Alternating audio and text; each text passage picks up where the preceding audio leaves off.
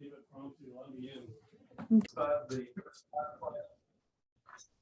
first 5 o'clock meeting of the new year, and it seems like we got a good crowd. So appreciate you all taking your time. Those that are presenting, we do appreciate you coming all the way up here, taking the time to fill us in on what you found. So we'll get to that.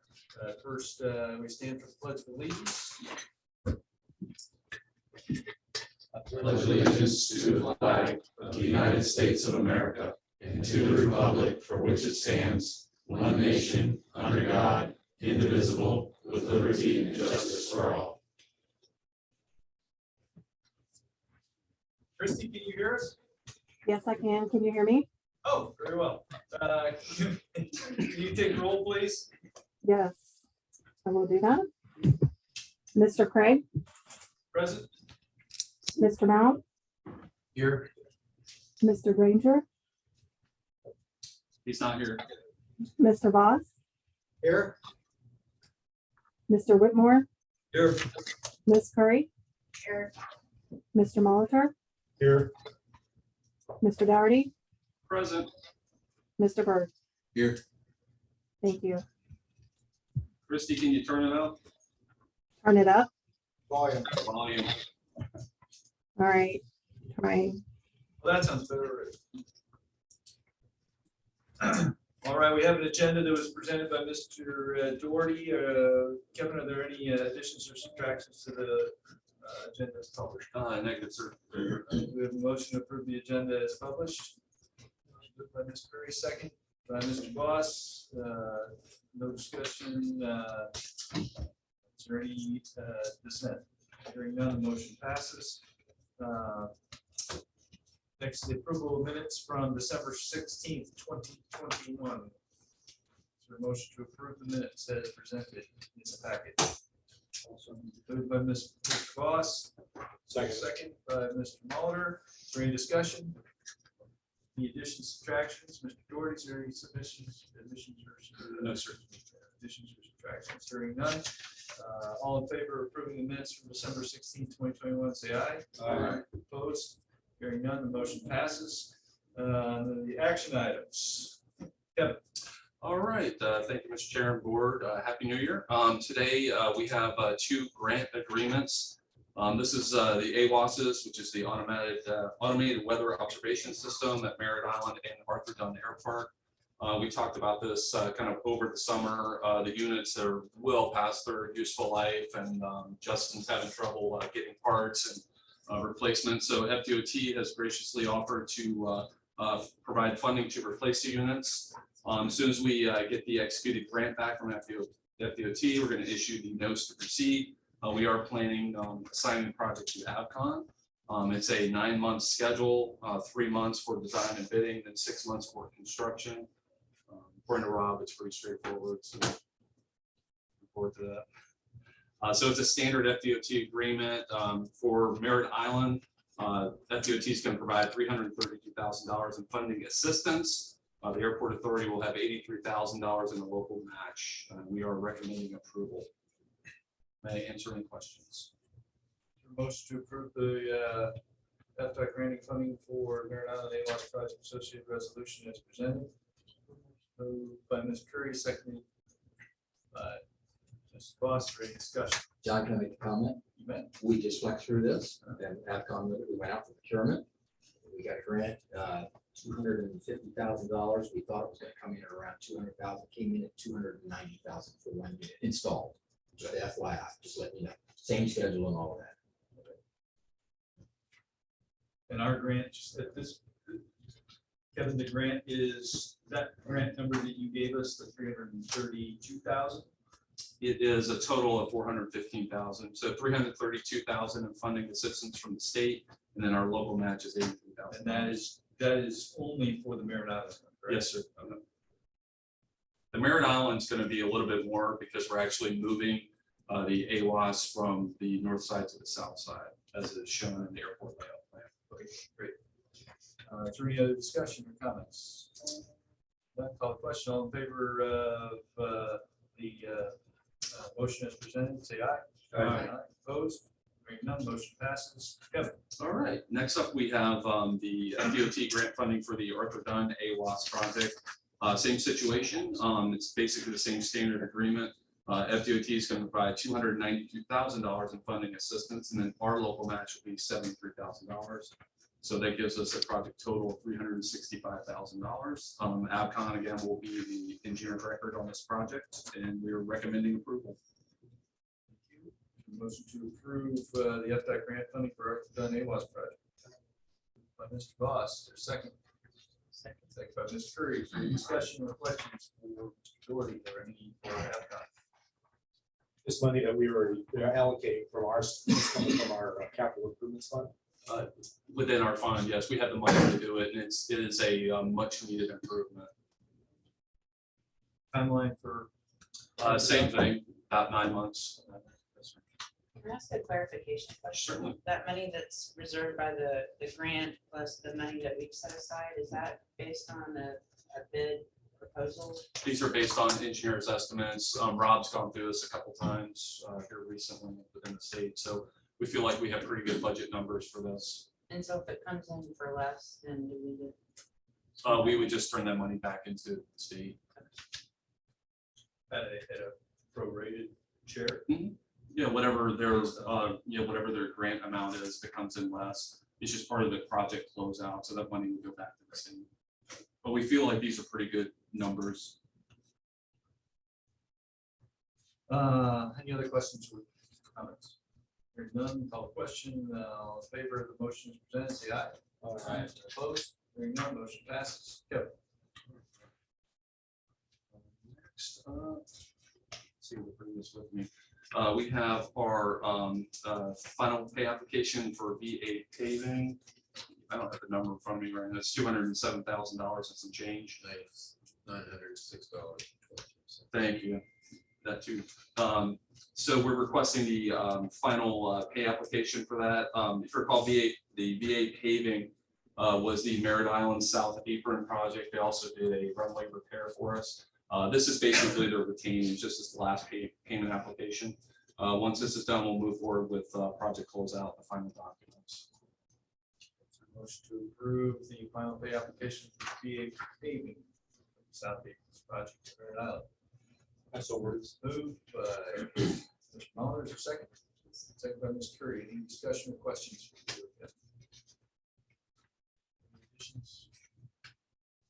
Good. Call a question. All in favor of the motion as presented, say aye. Aye. Opposed? Hearing none, motion passes. Kevin. All right, we're in the director's report category now. Wanted to talk about our capital improvement projects. Our runway 927 rehab project is going good. Milling's begun. They're going to start working on the pipe aspect of it and drainage corrections. They're starting to work on the electrical work is ongoing. I did want to ask Aaron to come up there and talk about the Hangar 52 demo, and then also the Massey project at Merritt Island. Good evening, Mr. Chairman, members of the board. Aaron McDaniel with Michael Baker International. So on the Hangar 52 project, we had a contractor that met substantial completion. He had a couple of punch list items related to just some final grading and seeding to bring that up to the standard and match the specification. He's failed to do that so far, and then it didn't help that we had a couple of very significant rainstorms that were outside of his control that washed away some of the soils. So we're having a meeting with him tomorrow to rectify the situation and hopefully get him to just close out some of this and finish the project. It is substantially complete. There are some damages that need to be taken care of. And then on the Massey project, first of all, I want to thank the director, Mr. Doherty, because he was instrumental in working with the deputy county manager. And also thank that gentleman as well, because the two of them worked together and helped us to solve the staff problem with the county. And so the Massey project is moving forward and we should have a permit any day. It's been a long time coming. Well, thank you both for all of the effort. We're getting there. We're almost over that fence here. Do we have any leverage on the contractor? Do we have funds that we not paid? We do. We have only paid them $10,000 for an initial mobilization fee. They do have a change order they've sent us. They've sent us all of the backup documentation. I've asked for a subcontractor, like, invoices for increases in material costs and things like that. They've given us everything that we've asked for so far. And we're coming in within about, I think it was like less than 10% of the original cost. So considering that their contract has been out there for almost 2 years waiting on this permit, that's pretty great. They're a local contractor, Thorn Site Development, and they've done a lot of work with the Airport Authority in the past. Very good people to the Airport Authority. So they're being good to us once again, and we expect them to mobilize as soon as we get a permit.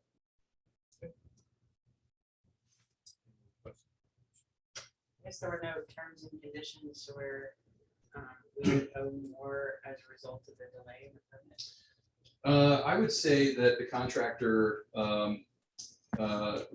we had some risk, yes. I don't think the risk was clear, but again, I think that we took the appropriate steps to communicate properly with the contractor, and so they did not come after us for any kind of damages or anything like that, or any kind of delay charges. So no, there's nothing like that happening. And the DOT is happy. They're ready for us to just move forward with the project and get it done. So. Any other questions on that? Kelly? Thank you. Thank you, Aaron. Thanks, Aaron. Next up, we have in your packets a brochure for the property, basically across the street, if you will. There's an aerial in there as well. It's a property that's a parcel that's been for sale, I think, for quite some time. It's 5.56 acres. I think it's a good opportunity for us to consider. When Dr. Byers did our business plan, one of our takeaways was we needed more diversification of revenues, especially here at Space Coast. This seems to me like it would be a really good opportunity for us to basically repurpose and redevelop this area. When I look out here, this is basically our corner building right here that we lease out, which is about 2.5 acres. This is the parcel that's in your package right here, 5.56 acres. And then this is the drainage area, which is about 10 acres that we would look to also redevelop too. So when I kind of drive in, what I envision is some sort of like corporate campus, some light industrial park. And I think this would help us get there. So what we're requesting is the board's approval to put the property under contract and then enter some sort of due diligence period from 60 to 90 days and kind of look at comps, look at previous things that have happened on the property, and then come back to the board after that due diligence period, once we've kind of gathered some information and have a recommendation for you. Questions? Comments? What are they asking for? I think it's basically $95,000 an acre, so $556,000. Money have we allocated for due diligence? Are you gonna do phase one? Yeah, I think it would be some sort of phase one. We'll kind of figure out our game plan. I just wanted to get the board's thoughts on it before we proceed. So during this due diligence, we would figure out how we may use that land. Correct. And if it makes sense from a business perspective to go forward. What would we lose out if we decided, I'm not saying that we would, but we decided that it doesn't make sense? Well, I mean, we would also be protecting the airport, with make sure we're having a compatible land use in that area. I just think it's a really good opportunity, and perhaps we can even get a pretty good deal on it because I think it's been for sale for quite some time. So, and it literally butts up to our current property. So I think we would be remiss if we didn't look at it. To a private owner or a trust? I don't really know, to be honest with you. I know the broker, but I really haven't spent a lot of time on it before I brought it to the board. Can you point out again where you're talking about this area map? I'm not. Oh, this area. This is our. Oh, That's why they. so you say this is our little part? No. Secret Park. That's what they drive. That's right. In between the two buildings. We're sitting right here. Is that one rectangle by the light? Bunch of trees. Yeah, a bunch of trees. Thought was mow it all down. Are we subject to the new Titusville tree ordinance? I don't, Aaron, that's a question about the tree ordinance in Titusville. I know there was some sort of consideration for industrial development. Yeah, so the tree ordinance just changed. Most of you are probably aware of that. So I'll back up, Mr. Chair. The Titusville has had a pretty extensive tree ordinance for a long time. Typically, I can't remember exactly the diameter offhand, but they measure trees above breast height or at breast height, and then require you to pay for anything over a certain number of inches. I think it's like $100 an inch. So Yeah, that can get pretty expensive pretty quick, and it's been a conversation for a long time at this airport authority. 12 years ago, we rewrote a section of the Titusville Code to discuss the airport's district zone, which was basically your property boundaries, and basically we wrote into the code that when FAA regulation, policy, guidance, whatever, advisory circulars is more restrictive than the city, then that would prevail over city land development code. So landscaping has always been kind of a part of that issue. 15 or 12 years ago, they used to ask for us to put oak trees next to taxiways, and it was part of their code. It wasn't their fault. It was just part of their code. So we did this. They were a great partner of ours. We fixed a lot of that, and but there is some gray area in terms of, the airport's district zone is in a map directly in the land development code, but it says when FAA guidelines will prevail. But where do you start and stop that in terms of planting trees and foundation plantings and shrubbery and stuff like that? So it's a conversation we're having with the city right now on a couple of projects that are under design, and it's something their planners have worked with us on in the past. I think it's very reasonable to consider that we're always going to do some landscaping, but we don't want to plant trees that encourage bird nesting and things like that. So it's I feel like there's a little bit of gray area. If you could also read it and say, well, we don't have to plant any trees out to the property boundaries because that's the edge of the airport district zone. And the FAA guidelines in terms of environmental don't support planting overstory trees or anything that encourages wildlife. So again, I think it's something that we're going to have to work with the city on. They've been a great partner of ours for a very long time. I think they're going to continue to do that. And we would probably have to address some of these things as we get some new development. That property across the street is a fantastic property that I think Kevin's got a great vision on it. I think it would be a property where we would probably look to understand how that, if that became part of our boundary, how their landscape code and the airport district zone code would be applied. So I think we might end up paying into the tree fund for it, though. I would tell you that. I think there's a good chance we would probably have to do that. Hire a basketball player to do our measuring. It's a great idea. It's great intent. They use the money to plant trees, and it's a wonderful intent. So Developers trying to save as many trees as they possibly can. Yeah, and in development, we could try to save trees. There's most of the trees on that side of the road are smaller trees. There's a couple of larger ones over there. So I think any development would be smart to try to save as many of those as we could, because paying in the tree fund is no fun. We think it's worth another look.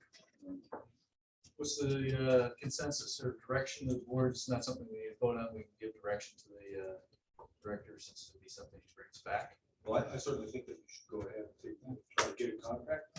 Okay. And I'm sure ask for more than 128 days. 128 days of development anymore is nothing. I'd ask for 6 months Okay, fair enough. at least. And Yeah, I mean, it's been sitting for a while, so why wouldn't they entertain that? And then we'll have to decide how far you want to go on due diligence. It costs money. Yep. But I think we'll pursue it and we'll get it. See what we do. Awesome, thank you. I know that, I told Kevin this, I know that property was HIS painting before they built their building over there, so it's gonna be important that we check it out, the environmental, to make sure that something's not out there that. And you can ask the realtor if they've done it, if anybody has done a phase one study on I've that. talked to them, If and they they have not.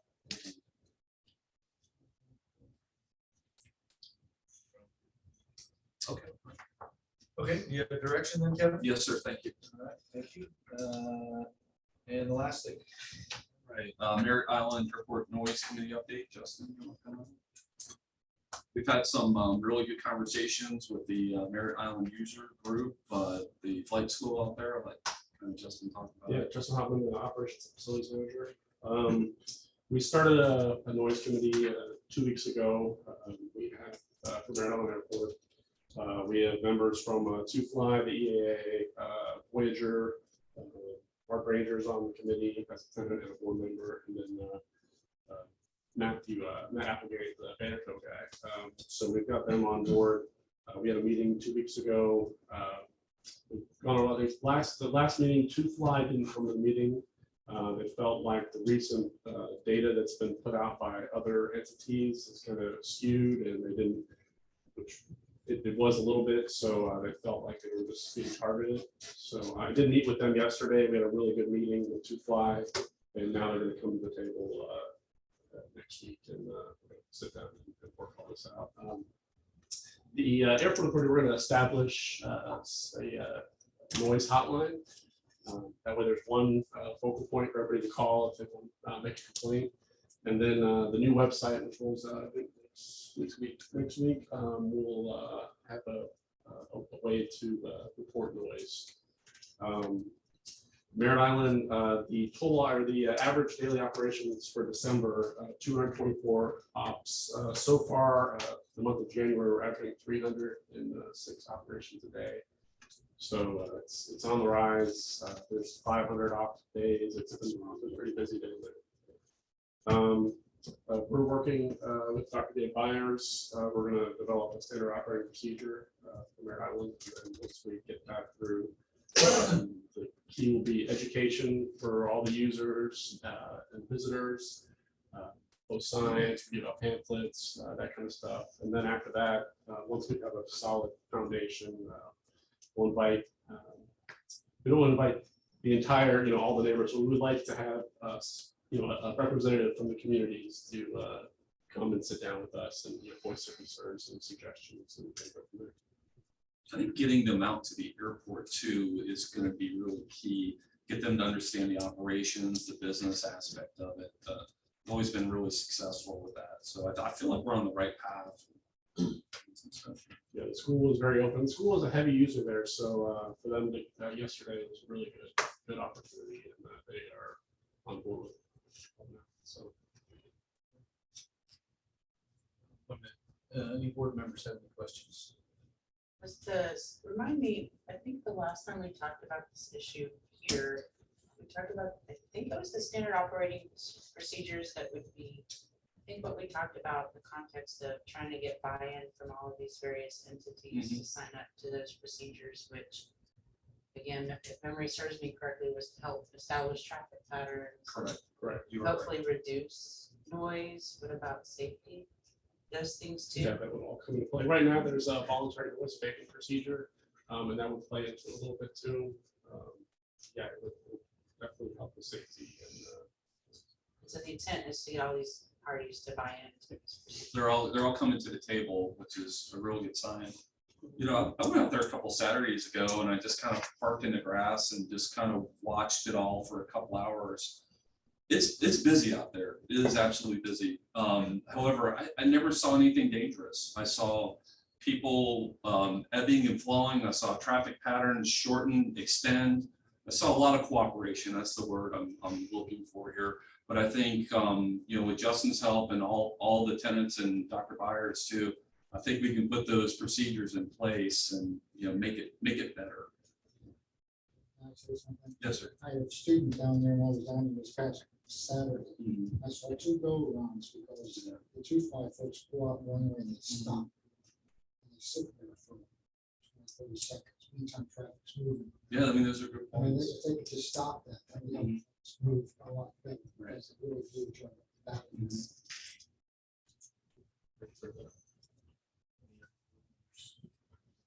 I know in some of the schools, Melbourne Flight comes up here to do approaches to Merritt Island. I wish we could ask them to do a less busy airport, go to Okeechobee or something.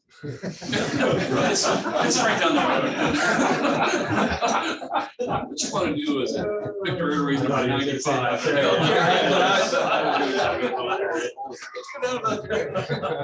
We set them up here. I have another one. Was there any more discussion about moving some of that, the flight school traffic this way? They've been agreeable to that. A lot of the twin engine traffic, they're sending them up here, but they're so heavily entrenched in that area. I mean, they have houses in that area. The students ride scooters and they walk to the school. So for them to move, it's not something they want to, take half their school and move up here.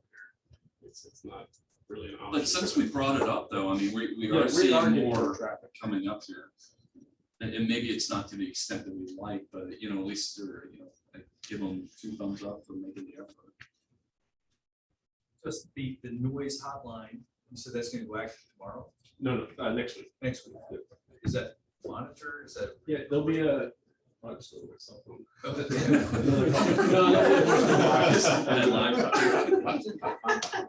Is the intent then to respond to each of those individually? Yes. Okay. Yeah, I do now. I mean, Yeah, I know you do. I just So wanted I to just see want if there was gonna be a central point. written procedure, so if you're not around or you're on vacation, that there's.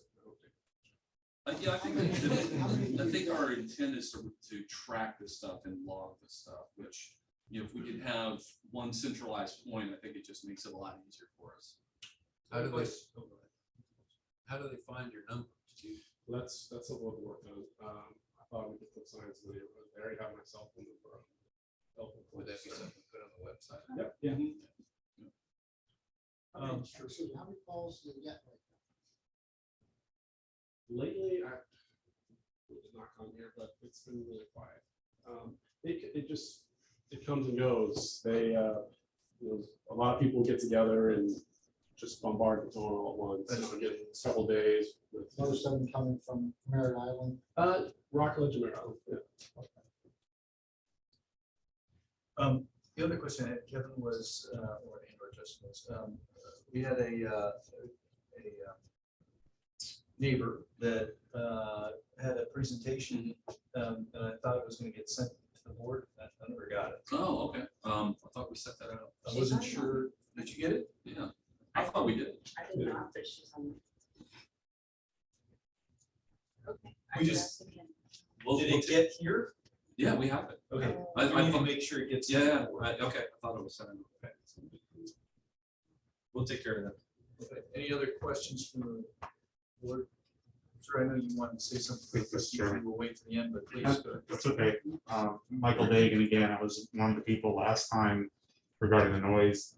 I think it's great about the hotline that you're putting up and so forth. When people call the hotline and you log everything, what is going to be the consequences? What's going to be the procedure? I know the last meeting we had, you were going to speak to Adam about the lease and talk about putting an action program that was supposed to be sent out for this meeting to discuss the action program. It's great that you're going to be able to take the calls, and if you need help putting the number, I'm volunteer to help in any way possible because they're flying over our place a lot. Like, so now it's up to 300. But the action plan, you called the meeting for all the groups to come, and 2 fly didn't want to come, and then they came separate. It's, I don't want to say it's not a democracy, but it's, if you say we're having a noise committee, if you don't want to be part of the noise committee, whatever decides in the noise committee gets put against you. My point being is that if you get 400 calls a day or a month, what's going to be the ramification?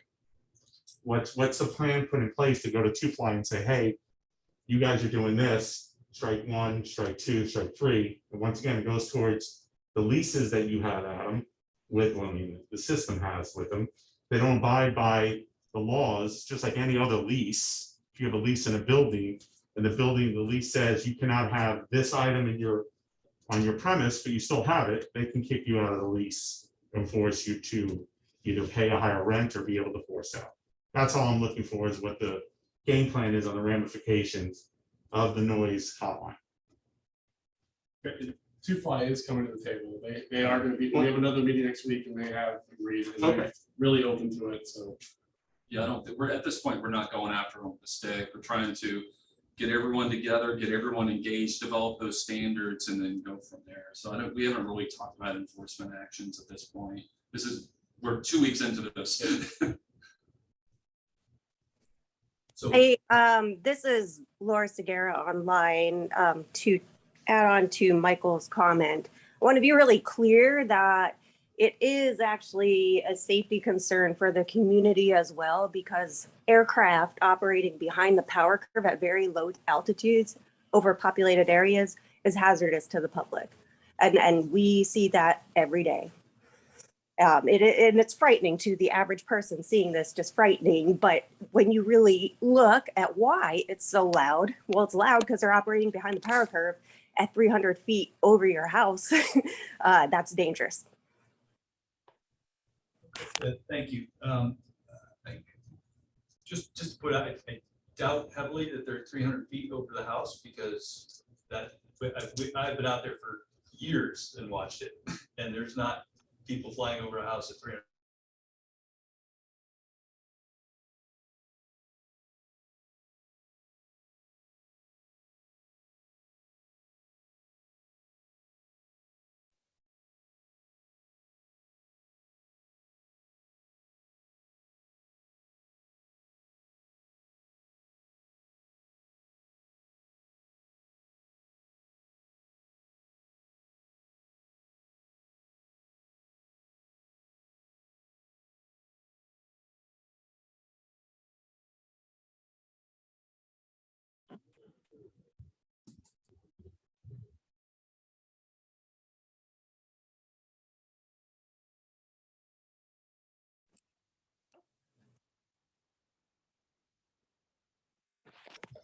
Can y'all hear me? Something weird happened.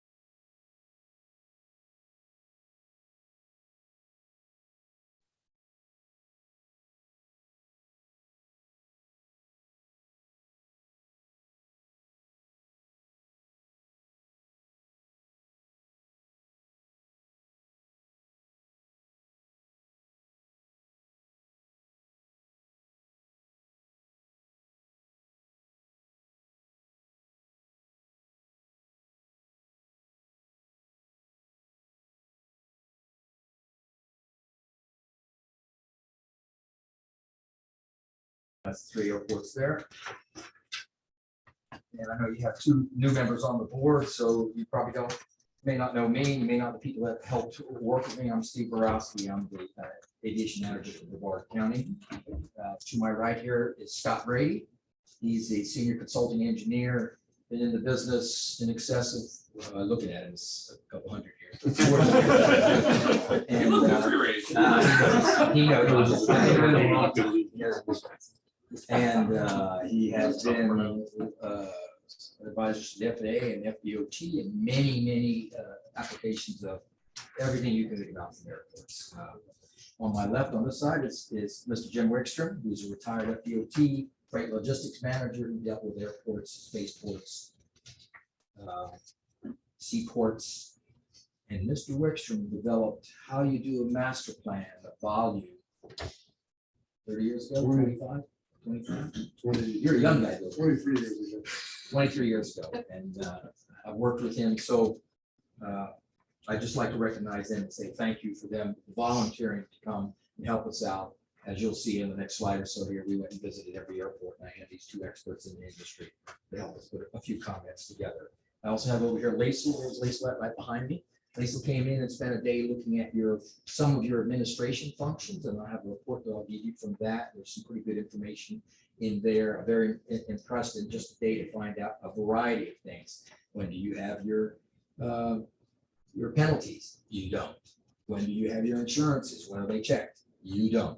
A variety of things like that that can be easily improved with the right proper management. And now that we have proper management over here, I'm sure these things are going to happen. Of course, Kevin and Justin were with us on all our meetings. Why is the county here, and what did we do? A while back, the county commissioners, a couple of them were coming to Dock Airport saying, how come Dock is getting all this money? How come it's improving? And I'm getting all types of complaints. Of course, these are District 1, 2, and 4 up here about the 3 airports you have here. And believe me, we have the same complaints down at our place too. So they were asking and doing some if there and asking myself and my staff to look at, can we help the county out? Because the county, especially District 1 and District 2, says this airport should be a model airport, Space Coast Regional especially, and they don't feel that way. And then as you came to a change in management, we helped you out to sort of get the new manager here. Then we lended our assistance and said, we'd be glad. I have some good relationships with some guys that are in the industry. We'll come and take a look as a peer and give you our thoughts on things. And so we did that. We came and we visited each airport. We spent 1 day at each airport, and the 2 of us from your airport, Jim, myself, and Scott, and we looked at it from surfaces to drainage to navigational equipment to buildings to hangars to conditions of hangars to approaches to tree lines, all the things that we speak, our language every single day. We took an individual look at each airport. That would be your JSIP, your capital improvement plan, and your engineer's capital improvement plan that he has. We took a look at all of that to say, what are they asking for? Is it the right thing for that airport? Is it the right thing for all 3 airports to do? Then additionally, we took a look at the administration. Like I was saying, I had Lisa come up here for a day and spend a day there, and what functions you're doing, what functions you are not doing. We grouped at the end. We finished all the visits in November, early November. We were trying to get to the board in November. It didn't happen. December it didn't happen. So here we are now, and I'm glad to say that Kevin's already put a lot of things in place that we're really. I'm happy to hear, and I'm already hearing positive comments out of both FAA and FDOT. So our initial thoughts once we got through with all this, right up front, the airport master plans and layout plans. Okay, Kevin has already gone forward and asked the FAA, hey, we'd like to do 3 master plans at the same time on the 3 airports, and the FAA is very excited about that, and happy about that. To see that they're pushing that. They're going to fund you the money to do it, from what I understand. So you should be looking at getting a few dollars in August to do that. That means you should start your procurement pretty soon. The JSIP. When we looked at the JSIP individually and together, there needs to be some strategic reorganization. When you complete your master plan, whoever's doing it is gonna have to sit back and look at the projects that at all three airports, phase them together to ensure that you're getting the best bang for the buck, because there's a lot of stuff. So you'll see, you've got $60 million in your plan here over the next 6 years. And someone needs to sit down, and they will, and determine what the priorities are, where you can do some cost savings, and how you can strategically reorganize the full plan. That's what the conclusion we came to. The sell-off of unneeded assets, non-aeronautical assets, a lot of that was at Arthur Dunn, because there's a lot of, when we were there were a lot of lots. Justin was showing us properties that had nothing to do with aviation.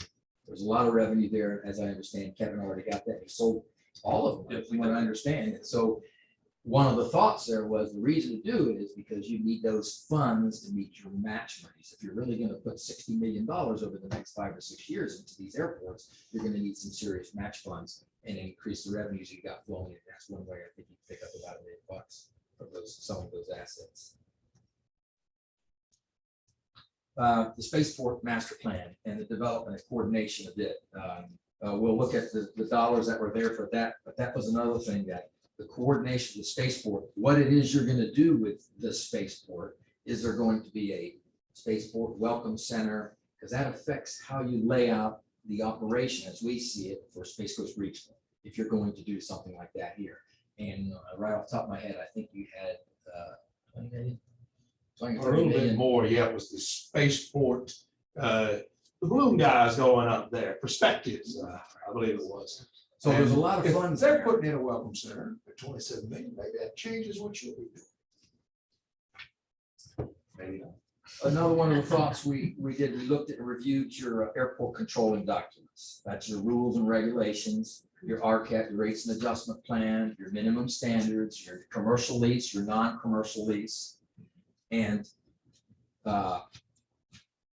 the documents need to be looked at again, especially for the 3 airports together, which would be a standard procedure on whoever does your master planning. But they do need some updates, especially in your commercial and your non-commercial leases. Things like your rates that you're charging, your rules and regulations of what's to be in the hangars and under these commercial leases, what you can lose your lease on. For instance, if you don't pay your rent, or if you pay your rent late 2 times in a 12-month period, you're out. It does work. We implemented a new program just a few years ago. Lisa was in charge of it. We've gone through, it's amazing what it's done. We get 99.9% every single month of our rents on time. And the same with our insurance, and the same with our fire inspections, the same with our, we didn't have this a few years ago. And so it's she came up, she saw this, and you'll see in her report, there's a lot of things there that the right management can bring that about. That was under building administration. I have there receivables, rents, revenues, insurance, and penalties. Those things need to be looked at because I think you're getting some of your rents are quite far in the rears, and there's no penalty. If there is a penalty, it's $5. Who cares? Last thing was the security and monitoring. We ourselves are just doing a grant. We got a $250,000 grant for security upgrade, which is a few new TV cameras, and we got some new electronic gates where you have cameras on the gates and you have the slide card. So now on our airport tenant badge, we'll have a picture, and the slide card will work when they want to go through side gates when the terminals close. We're not open. Our main terminal, the county portion of it, is not open on Saturday and Sunday, although most of the time our staff is there because we're all aviators and flyers and we're always doing things at the airport. That seems like. The next slide I'm on is the Titusville-Cocoa Airport Authority CIP plan. And that just shows you, if you look at it, there's almost $60 million you've got in the current plan, which is a wonderful thing. And it is achievable to do that much. You look at each one of the years there, how's it spelt out for each airport. You can see the colors. And it is very much achievable, and possibly even more, but there needs to be a reorganization and some strategy on how these these programs are going to be put together. For instance, when are you going to do rejuvenation of a couple of the surfaces we saw? It's not in there. It's new surface. Well, you've got a couple of surfaces you can rejuvenate in the next year or so. It'll get you another 6 or 7 years before you have to go put new asphalt on it. Things like that need to be looked at in a decent master plan. They'll lay those out. Capital investment plan inside that master plan will have that together.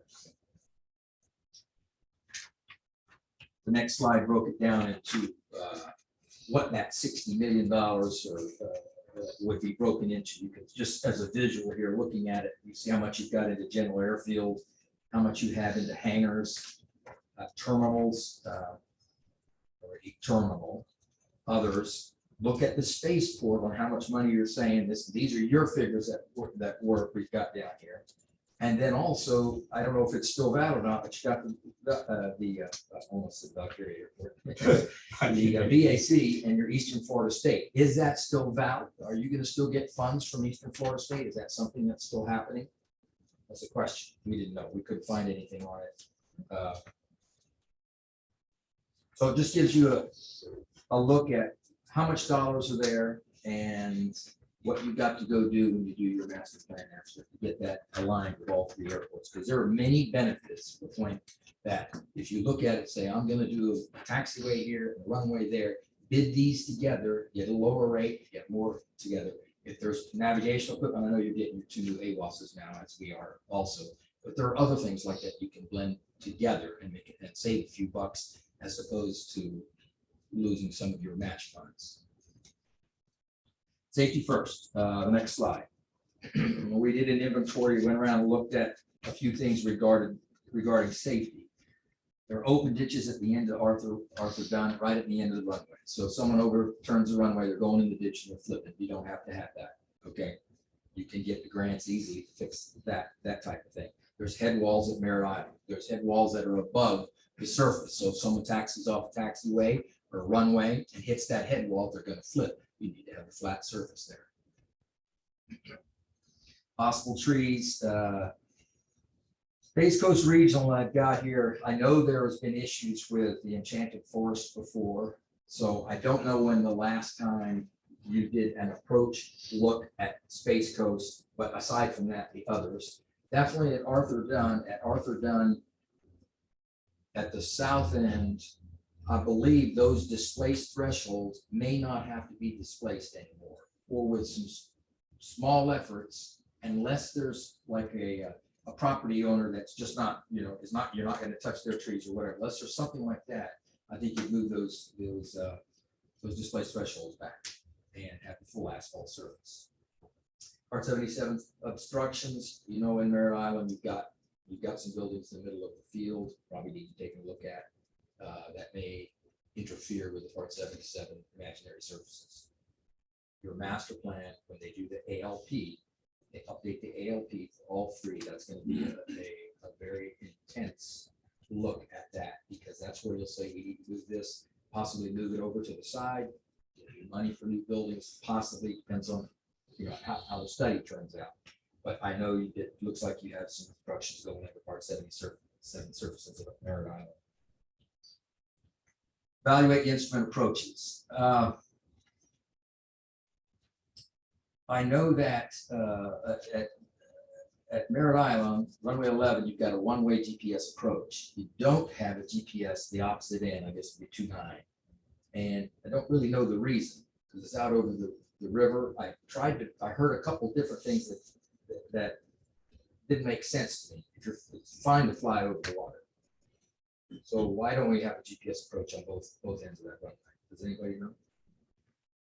Just curious. We can inquire. Yeah, it's now that you've got one in there, it's easy to get that analysis and get the FAA to do it. It's not it's very minuscule money that you have to match up. We're doing a GPS approach right now to 1432R primary, and AvCon is doing the work on that, and it's inexpensive. And the FAA comes and does the majority of the analysis. We don't. We really just do the surveying and the survey.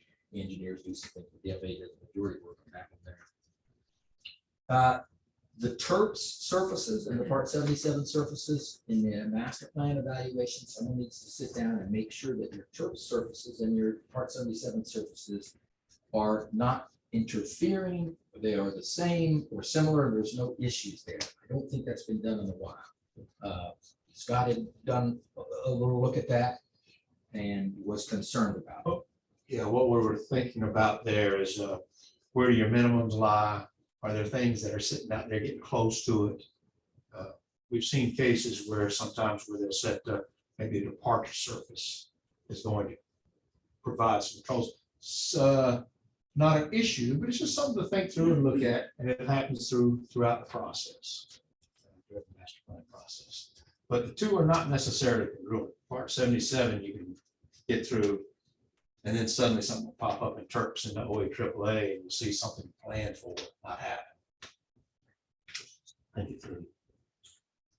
Structures and buildings, we went and looked at that. We know that at both at Merritt Island, at Space Coast Regional, Merritt Island, you got some considered hangars that probably need to go on the backside there, and you know which ones I'm talking about. Though that's, you know, in addition to an ISO, I don't know how much money we're making on it, but there's some liability hanging out there. Those are some old buildings. The hangars here, basically, when we looked at the hangars here at this airport, wasn't too bad, other than cosmetic look. It looked like you get, you know, more years before they're gonna have to be torn down or whatever. You're gonna get quite a few more years out of them. We're going through that down at Valkyrie. Now, I've got one set that was built in 1990, and the outside looks okay, but the inside's starting to get a lot of rust, and we're getting rust in the beam. So that's about the length of them. And that one happens to be right in the middle of our apron, which I'd like to get rid of any, and so would the FAA. So, but I can use those things and those words to get more funds from FDOT to replace that hangar. Of course, they won't do maintenance. And I had a question for you on that, Jim. Can you do maintenance on hangars and get funding for that? Well, first off, I can no longer speak for the DOT. True. Make that clear. Yes, yeah, he's retired. He's retired. Yeah, but in the past, maintenance items that the airport cannot do on their own, like replace roofs, structural, things of that sort, are eligible for DOT funding or have been eligible for DOT funding. But basic things like paintings, sprucing up, cleaning up, stuff like that, no. Okay, thank you. Wildlife hazards. Review the update, the existing Space Coast, which there is one for the Space Coast Regional, and there isn't, or you need to complete one, which there is in its program now for Merritt Island. There isn't a wildlife hazardous plan that we can find for Arthur Dunn. Reason I say that is, well, I mean, I talk about that is the wildlife hazards and the environmental hazards are ones that can really get you. And if you run into an issue with that, which we did years ago, and the naysayers of the airport, you all know what, you have them too, were able to force some issues that cost us a lot of funds. Whereas if we had been proactive and taking care of that in advance, it would have been a lot cheaper, a lot cheaper. Wildlife strikes. I threw this slide in. Actually, Scott had given it to me just to show you. I don't know if you've seen it before, but this is Space Coast Regional right here. 40% of your wildlife strikes are on the ground. And there are some things you can do about that, and you can get funding for it, not a problem. You see what I've got listed over there, habitat modification, maintenance requirements. There's ways to scare the wildlife away now, also many different new types of technologies, but it's just an interesting slide. I was surprised 40% is on the ground. One of them was parked, by the way. One of those strikes was actually an aircraft that was parked but operating. Does that count? Yeah, I don't know, you know, I mean, engine's turning and a bird flies through it. I don't know how that You works. should count that. Maybe not. Is it mostly birds? Yeah, but you have some amphibians and some turtles too. So you get a little We bit had of the deer, we've had the deer take out engines right out of it. Yeah, deer are the big ones. Yeah. There was an incident here about 7, 8 years ago. A plane came in at night that took the landing gear right off the airplane. Yeah. Yeah. We had one hit an alligator at our place one time, took the leg off the alligator. Alligator lived over at the golf course still. And we also, speaking of unusual accidents, we had an aircraft come in and one landed on top of the other one. Two FITRs, this is quite a long time ago. On flying, came in, didn't see each other, landed on top. And everybody lived. And one of the aircraft is still flying today. The other one is shot. I remember when you did yours, and FAA agreed to fund it within 2 days, when the DOT was out there at the time. Another firm did the plan. One guy hit one while the DOT was out there surveying the airplane, caught a bird coming in. Right. And then the next day, one of your fellows came in, he had half a duck. And it sliced it like a razor blade. It was amazing. And he went and put it in the freezer and it's freezer in his hangar. And you pull it out and it was just like you sliced it with a laser. Next slide. Weak stomach. Okay, needs, developments, different opportunities there. Space Coast Regional right now doesn't have that feel of a world-class airport. It doesn't, you know, when you fly into it, when you come to it, it's not like going to Naples. Need a restaurant. Definitely do need a restaurant. I agree with that. I understand you're gonna do some rebranding and possible name change. I don't know about islands in the sky. I heard that somewhere, but you know, you are the spaceport, and the level of aircraft that come in here and the type of people that come in here, it should be a nice looking. And I know that it's what the commissioners, when I talked to them, they said, how come this isn't like Naples where it's need some improvements? But think about things like as you become the space operations here, and when they have space launches and things, people should be coming here, flying in. Customs, you're gonna see I've got a customs in there, connect up with Canaveral and Melbourne, see what you can share there, get a customs office here. So you get the customs office here, which is not expensive. They did it down at Stewart very inexpensively. And it brought in a variety of new aircraft, ones with a few dollars to spend, pay your FBOs, pay your fees. Just an expansion to increase the operational liking of the airport. Merritt Island has a terminal in the planned projects, and that's wonderful. You need that. The entrance, I'm going to go skip this here. The entrance to Merritt Island is terrible. Where is the entrance to Merritt Island Airport? Is it the one over on the left side, or is it the one on the right side there? If you come in when I say the right side, where you go back, you go into the super large hangar there with the portable side. But if you go to the left, you get lost. You have to turn around and come back, and you almost get to go into the pond there. All that could be done away with, and that could be hangars. And then those nice, beautiful hangars that are just beyond that, the ones that are about 50 years old, those could all be hangars right in through there. So the terminal, I thought, and so did Scott, as you come in, the entrance and your fire department is there on the right, and those portables are on the left, correct?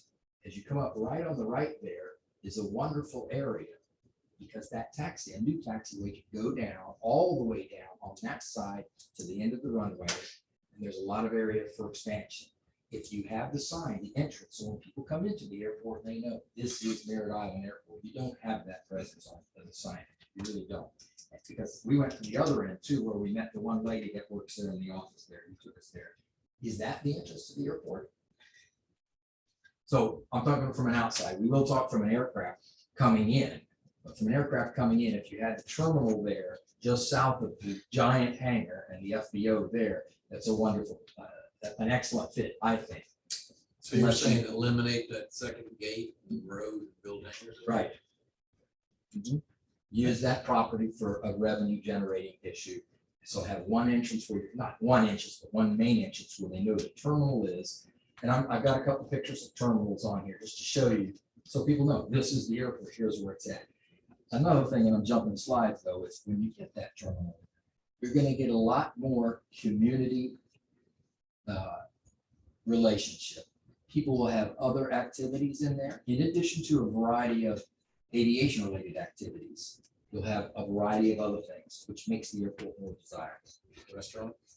Absolutely. Absolutely.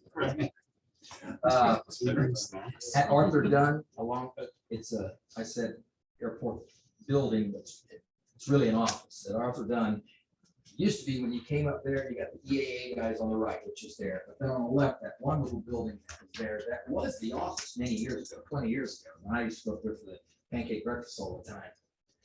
I don't know if it is now or not. I think there was an FBO there, and I think they might have had like a little food thing, a little hot dog. Things like that. No, you were there back. I'm sorry. It done the little building that was like a little FBO. Yeah. I think that was. before the- It's just a small little office. But the right side and an office, even if the individual's not there all day long, I don't know what your employee deals are, but I mean, if you have a person that's there, people have a place to go and say, there's the office, there's the airport guy.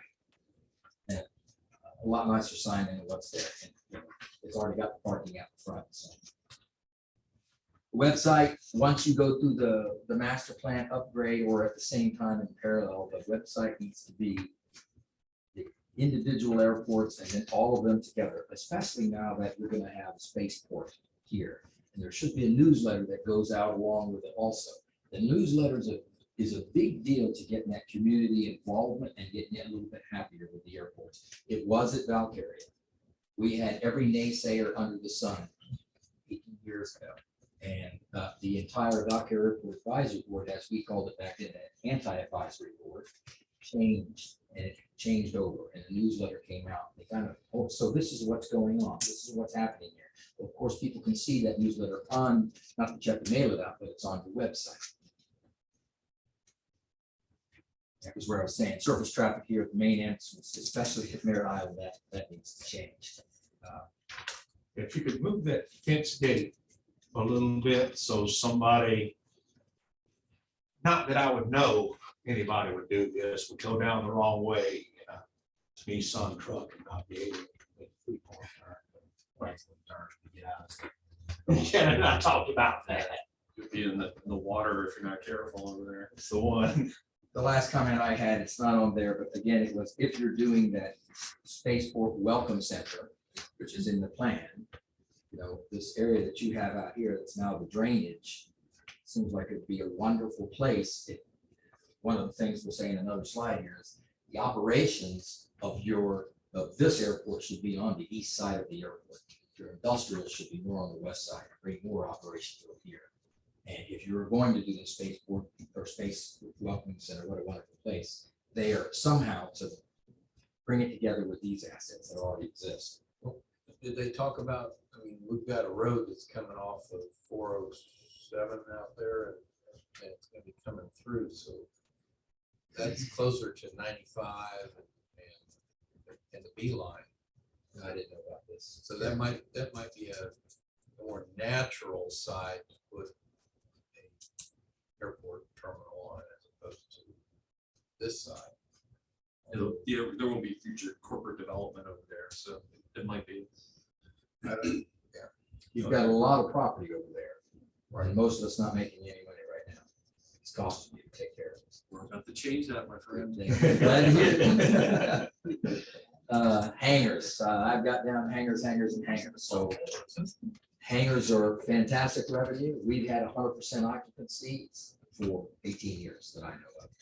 And you can't beat the deal when it's offered 80-20 money from the state. That's a wonderful deal. Throughout my years and all the Merritt Island guys and Space Coast guys coming down the dock area complaining and saying, you know the names. I know you know some of the names I would say that says, oh, they're going to raise the rents. They're going to raise the rents. They're not going to raise the rents. You get those buildings and you put 20% down, you can keep the rents of the hangars low and still make a wonderful margin. Okay. Our T hangar right now is $292 T hangar, which is the lowest in the county and almost the lowest in the state. Melbourne is at 420 and Sebastian's at 400, but you have to pay your electric at Sebastian and your taxes at Sebastian. So they're more like 475, something like that. And we're at 292, 293. 294. You don't have to pay sales tax. How do they not pay sales tax? That's a very unique question. This has gone around to every airport. Are you government owned? We do not, we do charge them tax. Yes, you're right. That's right. I can see it now. We charge tax on the hangars, and the tax is naturally monthly. That's right. It's put into the side and it's paid. The county pays it in advance, and actually the state, if you take care of that for them, they pay you a few dollars back. It's $30. You know, signage, again, there needs to be better signs that go into your airports. So you know where the terminal is, where to go if you want to go talk to somebody. And restaurants, boy, at least when you used to have the restaurant across the side over there, it was nice to have something here. In your new terminal, now the FDOT doesn't pay for a restaurant. When I got our terminal, as I'll show you a few pictures of it, it was $3 million. And I tried to go for a restaurant, and they came back and said, that's not aeronautical use. If you want to go do it, there are programs to get 50-50 money on that. And we could do that. And we are pursuing, actually let you know, we've been for a little while.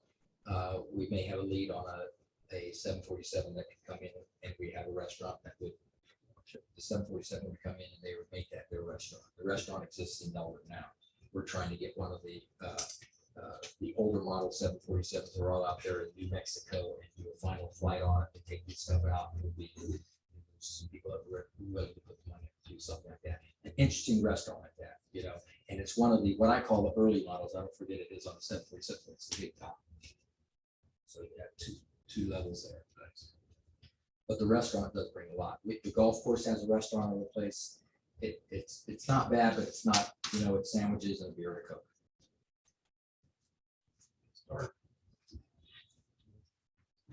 Oh, environmental. Okay, we go from next. Environmental, water issues, pollution issues. The rules changed. As I had said a little earlier, they can be big time showstoppers. The rules are changing as we speak. The development sequence of what you do with the airports when you get this master plan going and the projects in space here. All of these waterway acts and the sea level projections, if you're not up to speed with them, they're going to cost you money.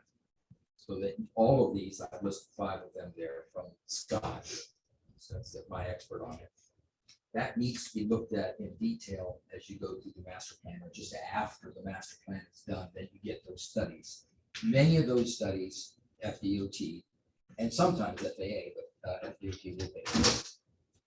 Again, a split, not the whole 100%. Well, just real quickly, you know, the rules are changing for stormwater.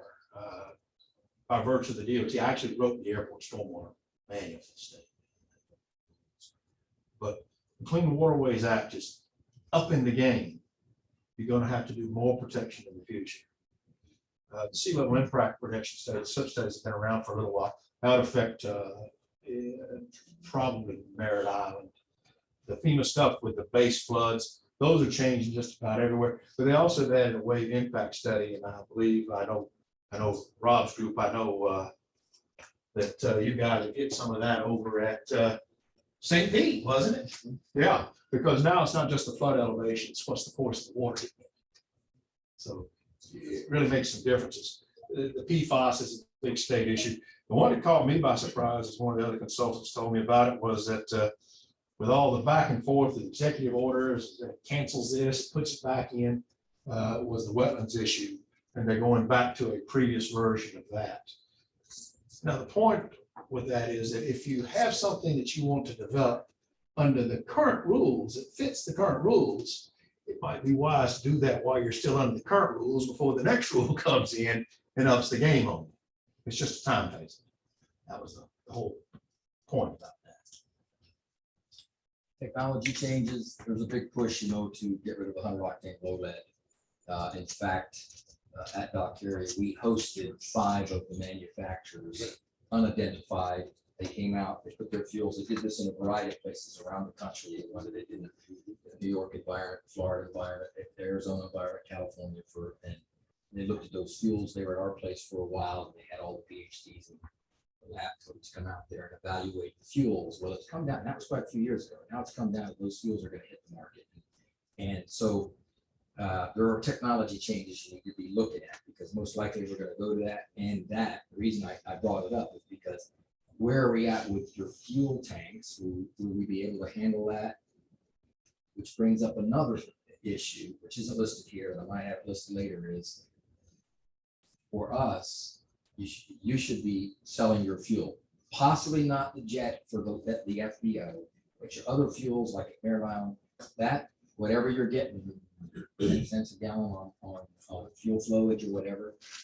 For us, it's a moneymaker. Tanks are in place. I just put a new 12,000 gallon 100 octane low lead, total price out the door was $135 installed with all 135,000 with all of the permits included. Okay, and that's an 80-20 split. So you know it costs me 30-40 grand to get that, and you can make that up fairly quickly. So I'm just saying, I know it was a sore subject here a few years ago, about 8 years ago or something, but it is something you should look at, is selling that fuel. Electric vehicles, that's part, it's just coming, you know, what you have out the front.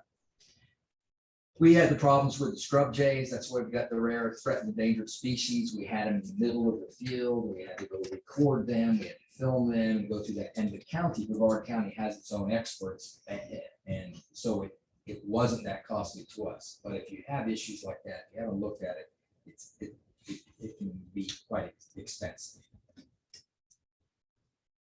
Again, I've got down here the public perception. With the website, people see things, they see things that's happened, and then you can put those things on there. We just had an environmental study.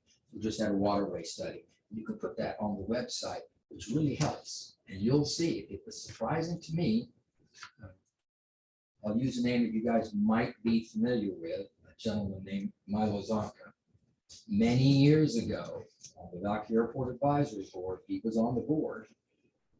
And I was a relatively new guy in this area coming back from California. And he said, Steve, we need to advertise everything, all of the negative stuff and all that, put it out there and let the public know. Let the town of Grant Rock Area, let the town of Malabar, let Palm Bay, get them all involved in it. And I did.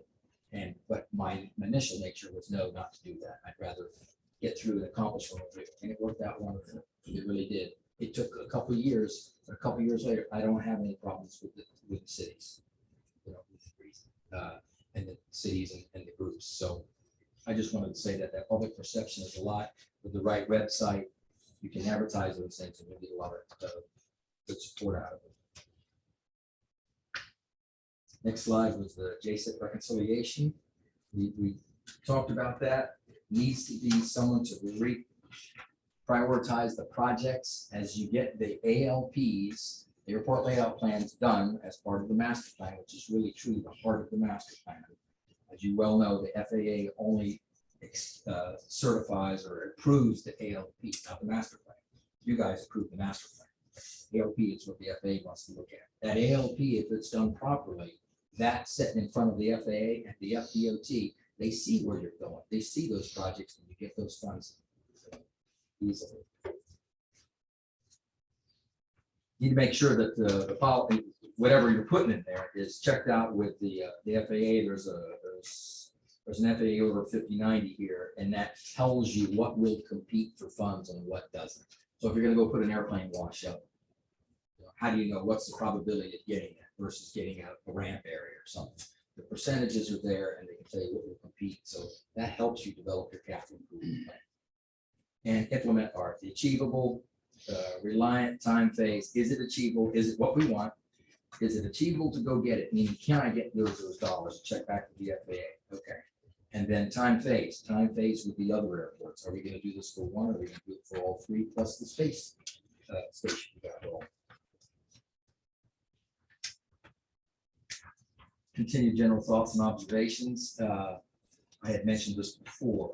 Consider pavement rejuvenators on two of the surfaces. We thought you could get another 5 or 6 or 7 years of life out of it as opposed to doing full asphalt. And it's a lot less dollars to go do it that way, and you can get those funds fairly easily. Remember, to go get the FAA funds, you have to have a pavement condition index down below 65, I believe it is. I think it's lower still. If I remember the number now, it's 60, 50. Yeah, you should know that off the top of your head. 65 road, 55 taxi rates. Okay. But to get there, sometimes it takes a long time. You get that pavement rejuvenation prior to that. It does make a big difference. Drainage systems, keep those up to the Florida statewide, stormwater study, take advantage of and eliminate the open water stuff before it becomes a problem that costs you more money to get rid of it. You already have a couple issues now. If one of your aircraft flips over or for done, inside those two ditches at the end of the runway, lost. Somebody lands at Merritt Island, hits those head walls that are off inside, lost. Aren't those ditches there because we have to have that? You can put a concrete pipe in, you can put dirt over the top of it.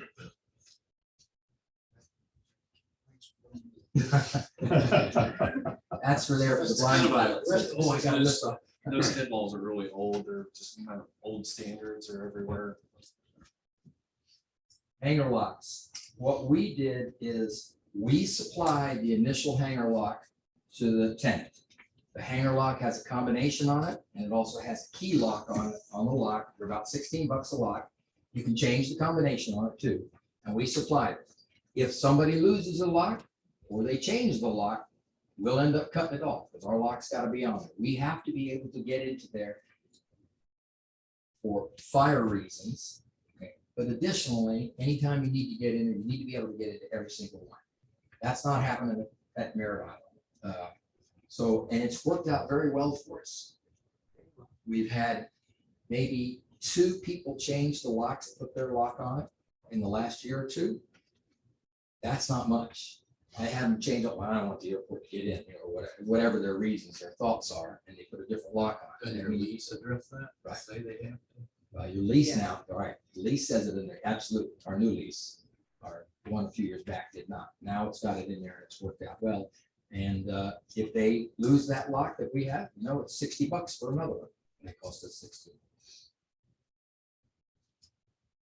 The following environmental permits into a master document, which is, there are so many different, you guys may or may not, there are so many different permits that you have, from sewage to water to drainage to stormwater. Every one of those, every well has something on it. Every treatment center has something on it. And at ours, just at our place, we have 5 wells. And then the water treatment for the terminal, there's just a lot. And so we didn't have it this way before. And every time we get a ping from one of the agencies or whatever, we're looking for it all. So we developed a master. And you may already have one. When we talked, you couldn't find one, but you may already have one. But if you don't, one of the agencies comes down and says, show us how you've complied with condition XYZ over here. Well, suddenly you're in some trouble. And I remember one of them was really licking their chops because the airport was out of compliance for 1 year. They said, oh, that's $5,000 a day for a year. They got out of it. They got out of it, but the agency was really looking for a deep pocket from the airport. And with some negotiation and some help from legal counsel and some technical stuff, they worked through it. But if you've already got it all compiled in a book, you can just look and say, yep, I'm compliant. Here it is. Yep, I know that condition. Yep, here it is. So it might be that thick. It might be this thick. But they put a lot of conditions on those permits, and a lot of people don't know what they are.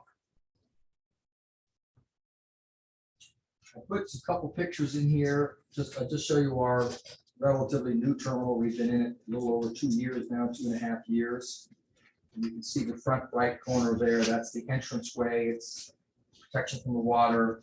There's another slide in the back that we'll get to, but it's got an entrance into the airport. You look inside, you can see how it goes upstairs. It's got a viewing area up top. The viewing area is now, since we put it up there, it's booked quite a bit by a variety of both aeronautical activities, which I was surprised at, but they do book it up there. I've had, the EAA's been there multiple times. The 99s have been there. And then the 99 Squadron, which is the disadvantaged kids, that they were just there Saturday. And they booked this, they pay for it, even though it's an aeronautical thing, you can give it to them for $1 if you wish. but it's worked out very well. Then you can see on the bottom one right there, you can see those glass doors, those open up and it kind of opens up that center. And when we have an aviation flying, which we're pretty active, as you know, clubs at our airport, we can open that up very well. And we rent it out each time. So it's $300 a day or a half day. I don't $300 a full day for the eligible students. What about for the bottom room? Bottom room is $100 a day. The next slide after that just shows you, I wanted you to see the table that's in there. You can see the aircraft on the ceiling, but you can see all those windows that open up. We've had so many meetings here now, and we've rented it out, made quite a few dollars on it. As people fly in and know that I can sit 15, 20 people, I can have my meeting, people drive in, people fly in, and they pay for it. They pay for the phone, they'll pay for the meeting of that. If you have it catered in, you can throw $1 on that. So, I mean, there's a way to make $1 on it. Just the other pictures there show you how open it is on the patron side. And I threw in the picture of Sarasota Break since Scott flies out of there, except for today since his airplane did work. It might have been pilot error. It was. It's carbon monoxide. But you asked me if I felt lightheaded. I said, no, that's not a symptom of me. I'm that way all the time. It's the buzzer going off. But the big tables, the ability for them to come in, someone to fly in, this is what you need here also, is for someone to be able to fly in their jet. Bezos, someone else like that, are they using this place only to fly in? What have you got to entertain them? And they pay for it. Okay, conclusions and recommendations. Again, the master plan this year, that's already in the process. I sounded talking with Kevin. He's already been working on it. I know Dave's here, Byers, there he is. I've talked with him about it and asked him how you put the master plan together, and Kevin, and you'll see on the next slide there, I recommended you get an RFP team, request for proposal team. I took the liberty of talking to Lisa Waters, who's the president of Florida Airports Council, who's done numerous master plans when she was with Hanson and what was the group before Hanson? Oh, MEA group. MEA. So there's somebody, and she said yes, she would volunteer if you guys desire to put an RFP team together. I will volunteer to be on it. Talked with Dave, he said he would volunteer to be on it. There's a lot of knowledge of airports and master plans. And because if you just go out for a master plan, you don't ask them what you're looking for, you're not going to go. And again, make this the other thing versus conclusions, recommendations, hangar rate study, the new hangars, revenue. You can get rid of the old ones and put some new ones in and make more money. Port of entry, possibly talk with MLB, Melbourne, and Port Canaveral, because if that could happen here, you bring in a different class of jets and fixed wing also. I mean, Keller also, but normally you're going to get more jet traffic. Naples, nets, $2 million a year, a little less than 2 I million. think it's $1 million and some odd on fuel sales. They're sitting on what, Dave? They're sitting on A what? little bit different clientele, a little bit different clientele. Yeah, aren't they sitting on about 30 million right now? What are they making? More than 30 million. That's great, a little different clientele. Agreed, but you can get there. It's coming. Yeah, different clientele because of where it's at. I understand. Fuel sales, I told you about fuel sales. I think you guys should bring that back in. It's just my personal thing because we make money on it. Terminal building for Merritt Island, office at Arthur Dunn, general maintenance, spruce up for the 3 airports, which is really painting up the hangars. The hangars at Arthur Dunn didn't look too bad. I understand Kevin's told me that you're possibly working agreement to possibly buy the one back from Shelter. I think that's a wonderful thing for you guys to take control of that. But the ones here at this airport, they don't look that great from the outside. I don't know what the status of the roofs and things like that, but that's why I asked Mr. Richter, is that a possibility? When he was running the show, and he was saying, yes, it's a possibility. It's a major thing on the roof to get some funds for that. With buying that from Shelter, is there funds to do that, or is it something? Oh, is there funds to do that? I mean, it could be a grant eligible project. I mean, we're, it's just a concept at this point. We No, I haven't had- understand. yeah, Is- yeah, Is be there, clear. is there a way to come up with help to buy that? I guess? Yeah, I mean, those things can happen, definitely. Something to look into. Strategic partnerships with the community. At our place, we have 2 different racetracks there, radio control racetrack. We have a quadcopter racetrack, and they're on properties where it's not being used by the airport, which you have a lot. We have the Boy Scouts there, we have the Boy Scout campouts all the time. They pay to use the property. We have the aviation week once a year, which is just swamped with girls and boys in the Boy Scouts. We arrange it. The airport doesn't put it on the liability, but the airport arranges. So we have all the flyers that are taken for flights. It's good community relationships. We have a quarter midget track there, which is the go-kart tracks, and the kids are there at the airport. You can't go to the Melbourne airports anymore, hang on the fence and look at the airplanes like we did when we were kids. That's kind of got away. So the general aviation airports can take that up. And I believe there's a lot of mom and dads that like that. Get a lot of community support. I put down here quarterly briefings into the Board of County Commissioners. Commissioners really want to know what's going on. And right now, I've been the focus point for them for a long time. Tell me, Steve, what's going on? Is this true? Is this really what's happening? And I'm getting complaints from constituents about whatever. And so you have your meetings once a month, a short 1-pager or just a briefing that sends off to them would go a long way. Board of County Commissioner approves your loans. When you get your revenue loans, right? No? I thought they got a vote on it. Why do you brief it then to the commission?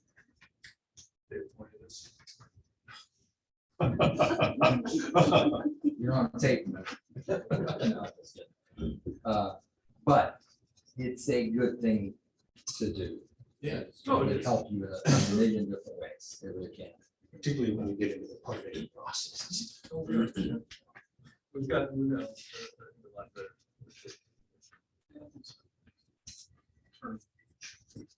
Back to the master planning, the last slide here. Develop your request for proposal team, your proposal evaluation team. Know what you want so you can ask for it properly.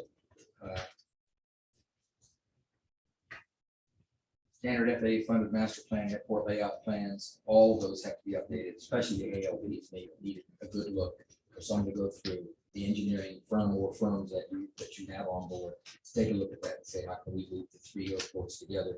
We've got these different types of projects. Someone needs to do that. It's lacking.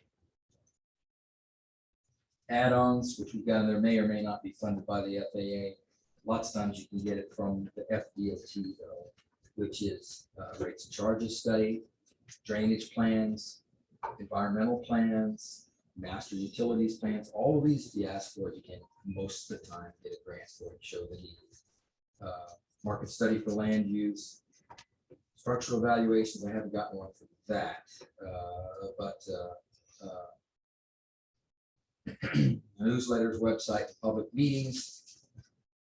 And my last comment, which didn't make it on your slide, was an update, revising of all the airport controlling documents, especially your leases for just your, both the commercial and non-commercial, but definitely your non-commercial for your tenants. There's a lot of things that's not in there, right? It's not bad, but it's just hasn't been looked at in many years.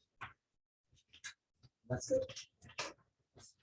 Oh, I forgot one thing. I'm sorry. This is the report Liesel put together on her visit. Look at your administrative functions. So I'd like to hand that out.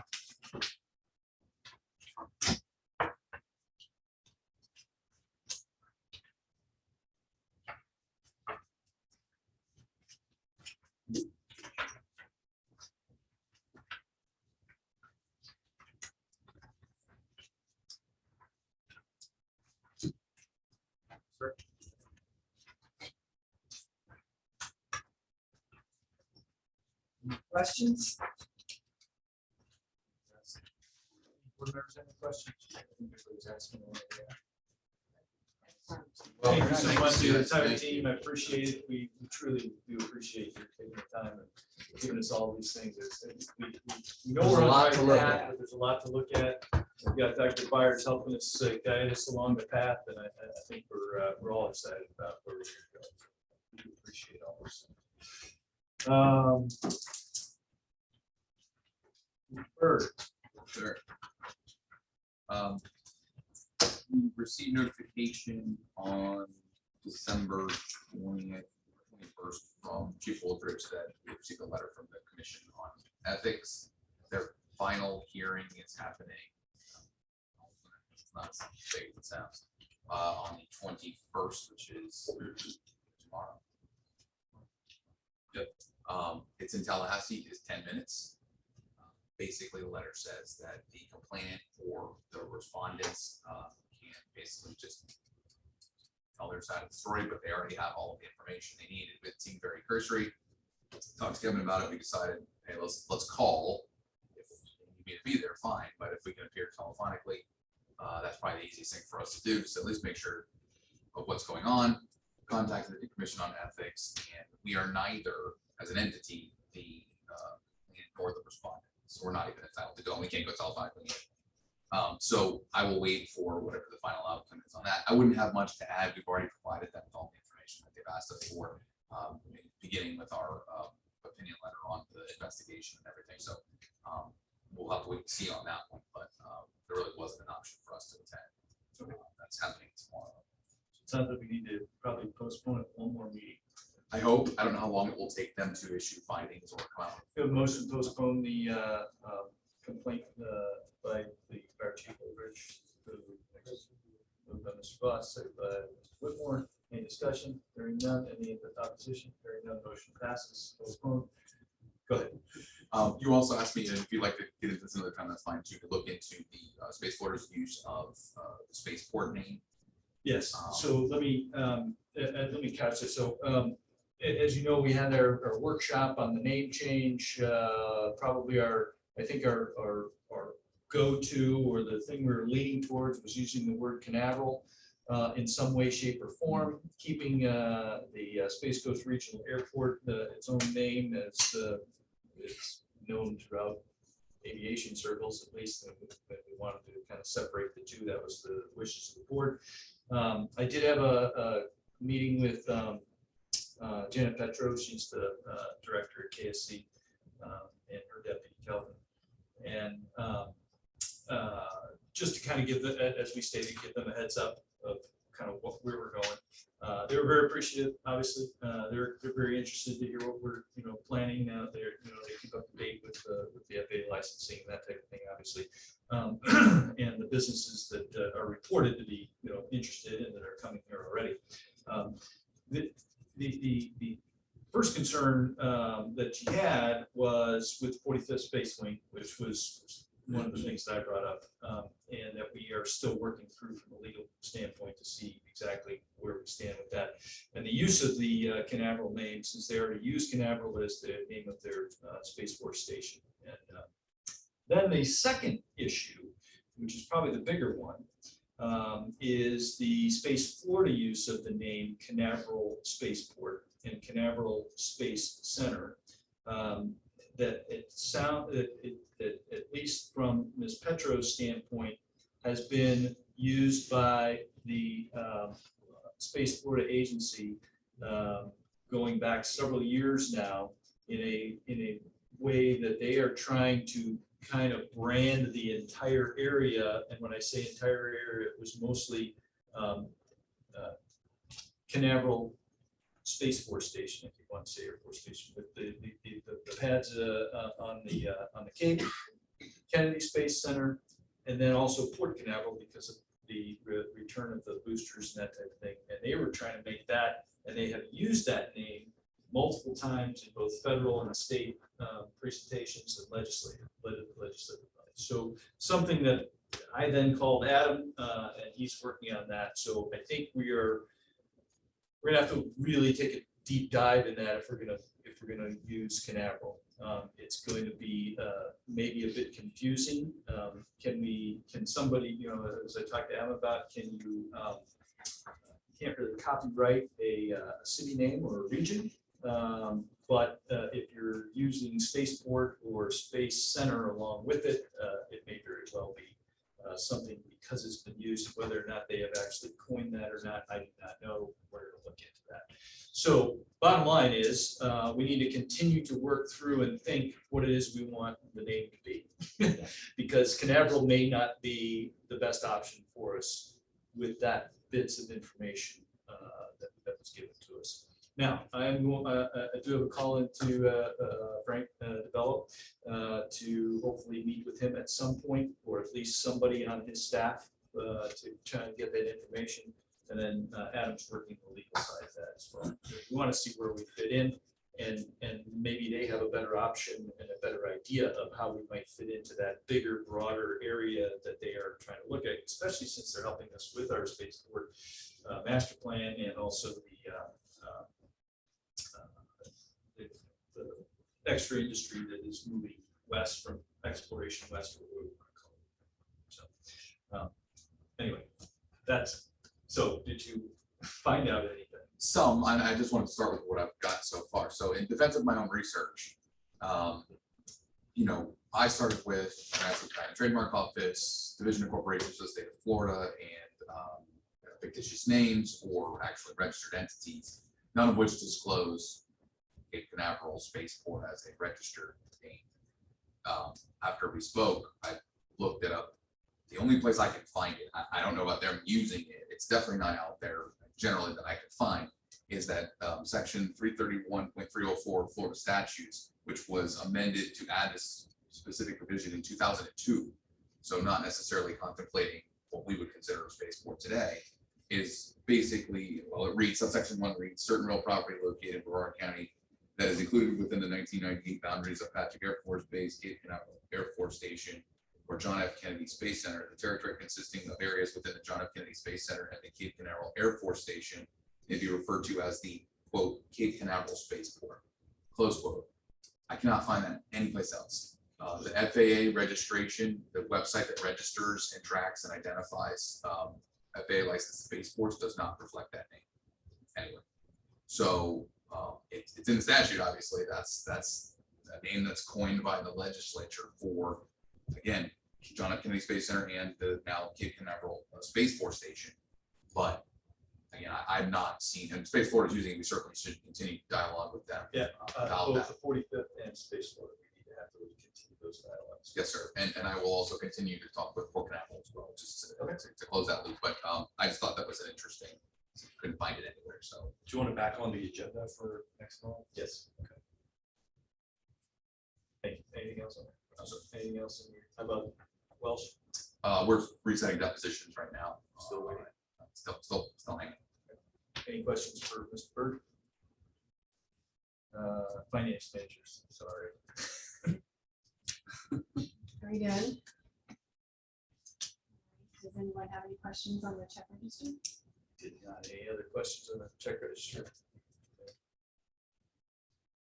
So I guess the next thing we're moving on to will be the lease agreement.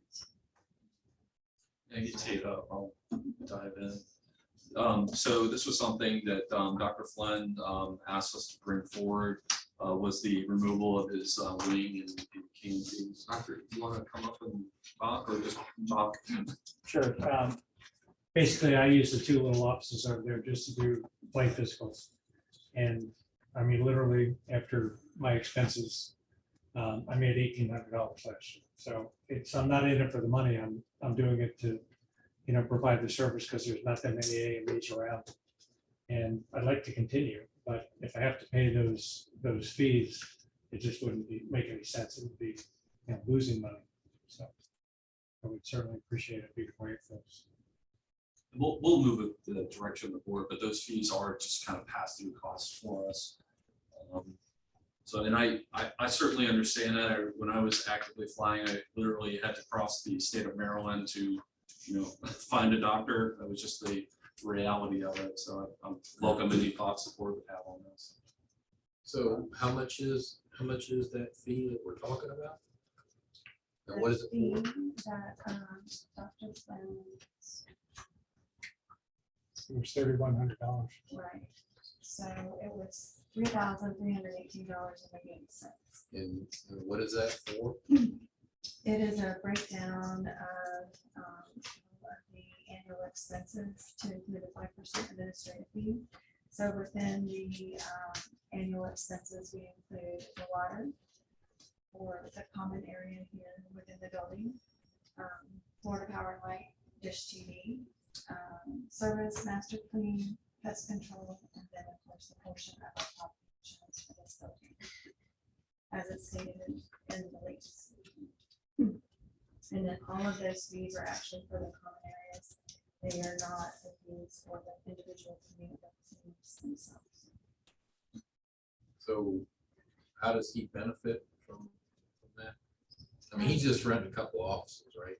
Right. So how does he benefit from common areas?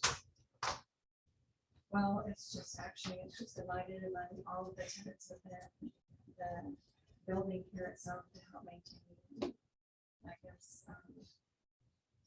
chip in on those costs, because otherwise the airport authority would be responsible for it. Where is the Direct TV at? The Direct TV is actually on the lobby, and we had a request, and I listened to Dr. Flynn as well as Mr. McDonald, and they, asked about the Direct TV as well as USATs, if we could cancel it. So we did cancel it out here in the lobby because it wasn't being used. Things like that. I mean, cleaning people, they're cleaning what they The public restrooms out in this area as well as the lobby, clean the administration offices. yes, they do. So he is being asked to pay some portion of the cleaning of the administration office, which really isn't a common area. I guess technically. Technically, yeah. you would be. I think from my perspective, I don't mean to dominate this, but it seems like an exorbitant amount of money when he's not really even utilizing those services. I'd like to make a motion that we waive those camp fees, because I think the service that he's providing to the airport, far outweighs what, that stuff. And if we need to cut that stuff back or adjust that to save it from the airport authority's expense, then we ought to look at that, not dump it on this situation, because we're just talking such a small little. Did you make a motion? Yes, I did. And I'll second that motion. Discussion. I think that Dr. Flynn provides a service, and compared to the other tenants who are in it, who ultimately, if make a profit, he'll not make a profit. And it is a tremendous service to the all of the pilots that are on this field and other fields. And I think it's just part of a service that we need on our field. So I'm very much in favor of waiving the fees. I agree with that. Is there like a better way that we can do this instead of having, because I was just thinking about this last night, instead of us having these cam and wing fees, perhaps we can come up with a $1 a square foot, something like that. Maybe it's a little bit more manageable than, coming up with, now you owe us, $3,000, maybe we can come up with a better way to do this. Well, do you know how your CAM is figured out now? Well, it's basically on what we pay and then we get reimbursed. But what we found out is, But how are you charging CAM for a lease? oh, So it's already a percentage. that is already percent. I'm talking about By square foot. by square foot. That's in the lease. We're talking about the pass-through wing costs, Okay.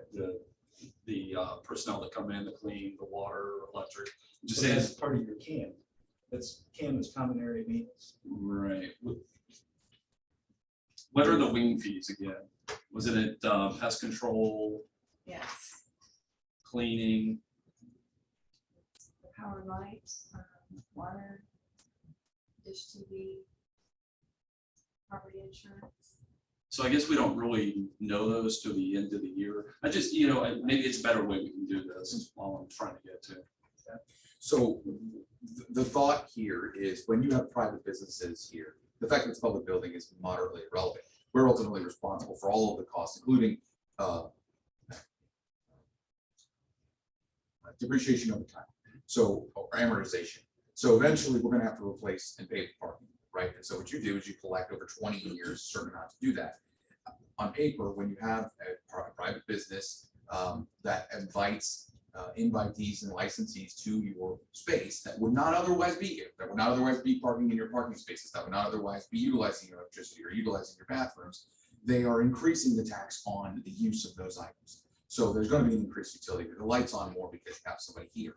So the idea is capturing a pro rata portion of that, recognizing that it has to be calculated some way. Does that mean that more people are here for USATs than are for other 10? Maybe. I don't know the businesses here. I don't know how that works. But the idea there is there's a wing fees, I think, correct me if I'm wrong, that are for specifically the wing and that specifically address each unit, which I think are more appropriate. Then there are the common area maintenance fees for the lobby and the parking lot, and things like that.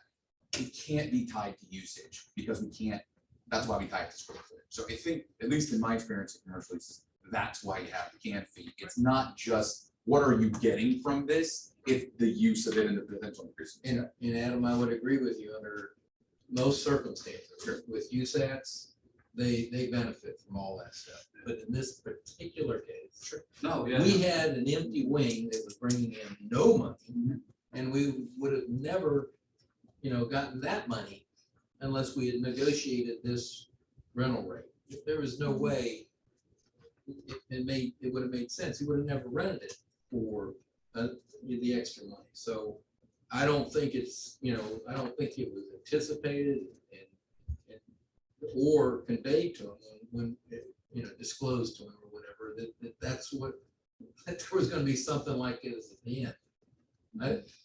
If you're talking about USATs, you're talking about a commercial company, commercial business that's benefiting because of the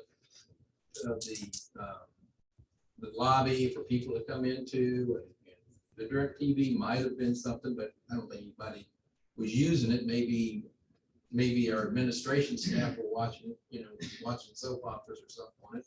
But I don't, I know nobody's using it. So I think we need to look at those things and let's, tighten it up. It is the pest control. I mean, is there a way to, cut those costs down? And I think we can do some of those things. Understood. But in this case, I take no position on the request. I was trying to explain why you do it that way. I I know think you we know. all- I know think you we know. all understand. Okay. And just for background, when this was first brought to us, we suspended the can and the wing fees for a year, which is why it is coming up now, because there was no question that it was going to be charged after the end of the year. That was part of the deal, and that was, that was, hey, yes, we'll do it for a year. We can pull the minutes up in the meetings. It was very specific that we're gonna do this for 1 year. Have we rented more of the wing? Oh, Yeah. So, I agree, it's a great service. But this is also a money-making building, Is it right for the people that we're running that entire wing then to pay their fair share, but nobody, one person doesn't have to? I don't know. In my opinion, no, I don't think so.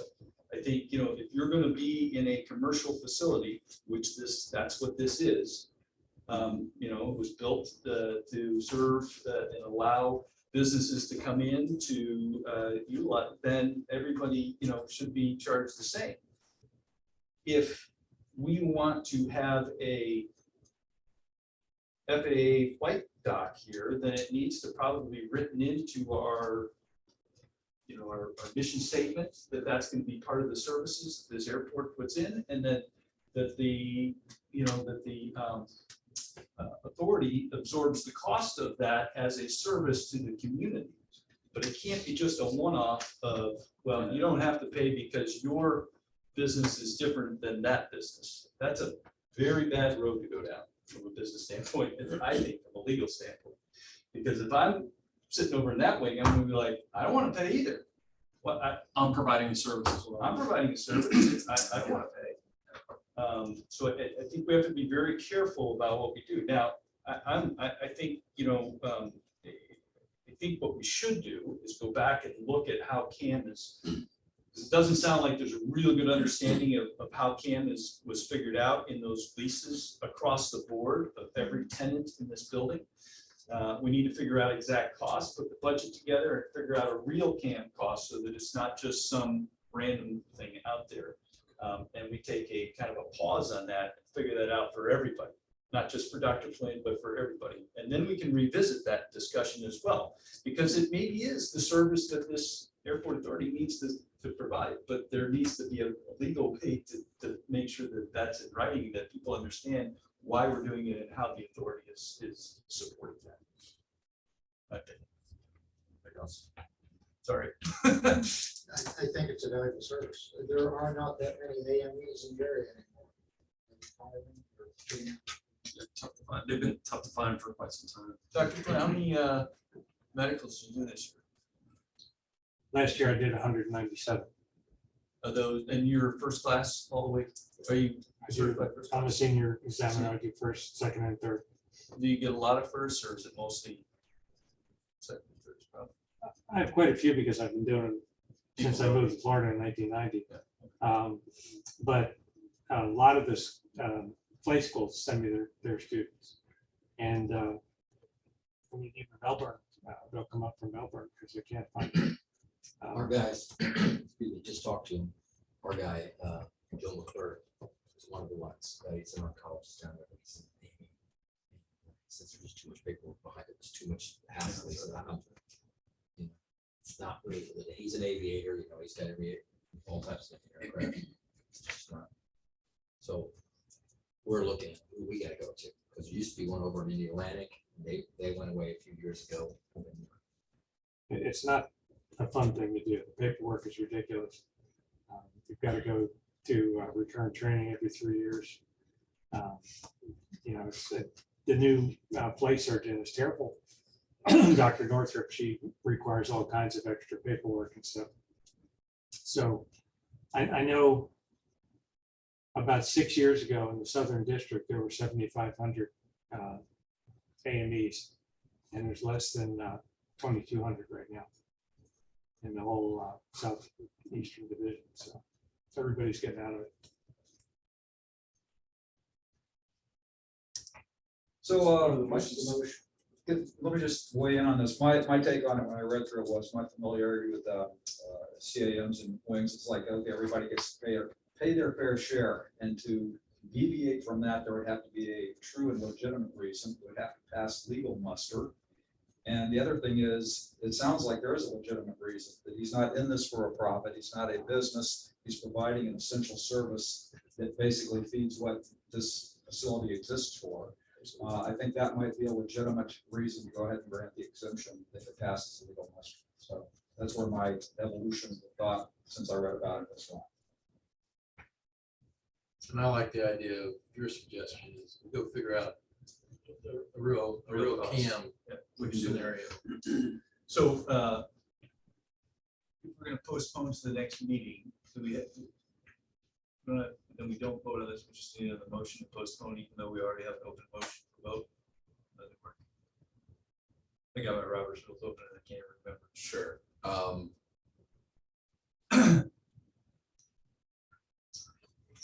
I tend to agree. I think you have to withdraw the motion, whoever made the motion. You have a pending motion at the second, so it either has to be voted upon or it has to be withdrawn. I mean, I don't know how else you can do it. Because otherwise, or if you can vote up, down, and then file a second or move for a second time or something different. We can't postpone A vote, you can postpone a vote on the motion. postpone the vote on the motion. Sure, but the motion won't change, and I don't know if at some point you're gonna want to change, you're gonna want to amend that motion. Might have to, but we don't have to. Okay.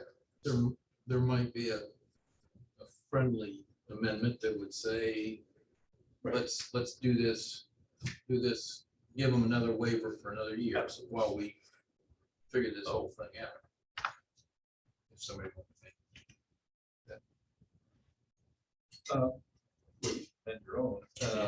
Yeah, and that's, you're more than welcome to. I think what we should do is just, I think we really, instead of just waiving it, if we're gonna waive it, it needs to be legally protected waived. That meaning it is a guideline of this authority, right? So that's something that I think we need to work with legally. Again, because if you waive it for a year, I mean, if I'm running that, if I'm owning that wing, I'm gonna waive mine for a year, right? Because we haven't legally defined it inside of our mission statement and made it a part of something that we're gonna do. Kind of see where I'm going with that? I agree. I think having a specific written directive here helps maybe prevent precedential value to some degree, so that you have an exception here that's carved out for critical services to the airport. Maybe trying to define that. Not to throw another wrench in here, but as a sub issue, this isn't on the action item agenda. So right. We've got a motion on an action item. That's not an action item. But you can make any. You can, yeah, sure. It's in the agenda. It's not a problem. I'm just saying it wasn't brought as an action item. So, so I think it would be safer to maybe put a pin in this for now. Let us have something in writing that allows us to spell out exactly why we're doing this and what it means. And I think from an FAA perspective, if we're going to look at an exception, let's call it, having a public policy to explain why we're doing it and its benefit to the airport is helpful. So you can have that done by next meeting? Sure. Sure, it won't be difficult. And then do we have to amend the bylaws or anything for that? It's an amendment to the bylaws. And for this instance, I would like to see it as at least a footnote and perhaps a memorandum to the record for our records of why we're doing it in this particular instance. And then I think it can be, and I can talk to Dr. Byers about that as well, something that we look at in the future. I don't know that it's law. I don't know that you need something in writing in your own policies to say, hey, these are why we're making this exception. I think in this particular instance, it's helpful to do that. I think I might be able to accomplish what we want to accomplish by either agenda item, perhaps by resolution, something to that effect, not quite so far as a bylaw amendment, since we're going to be doing that anyway. Good question. So do we need a motion to postpone the vote, or can I just chair?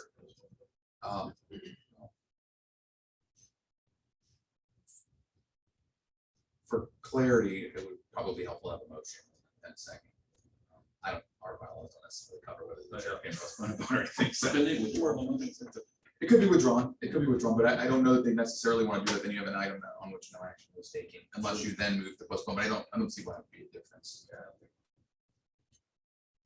In fact, unless you're not doing it, I mean, yeah, that's the issue, right? So if you're going to postpone it, I would like to see Mr. Mount make the motion, since it's his motion in the first instance. Don't have to. It's your call.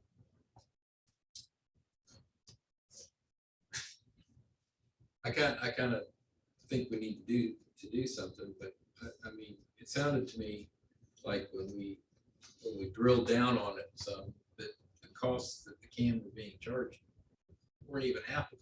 So there was some problem. I think there's two separate issues there, right? So there's the development of CAM, the understanding of it, and where the genesis was and how we're doing it, and a rehash of that. That's for all tenants. And then there is the authority's desire to have an A&B staff or on campus. That's a separate issue that also has to be handled through process revised first.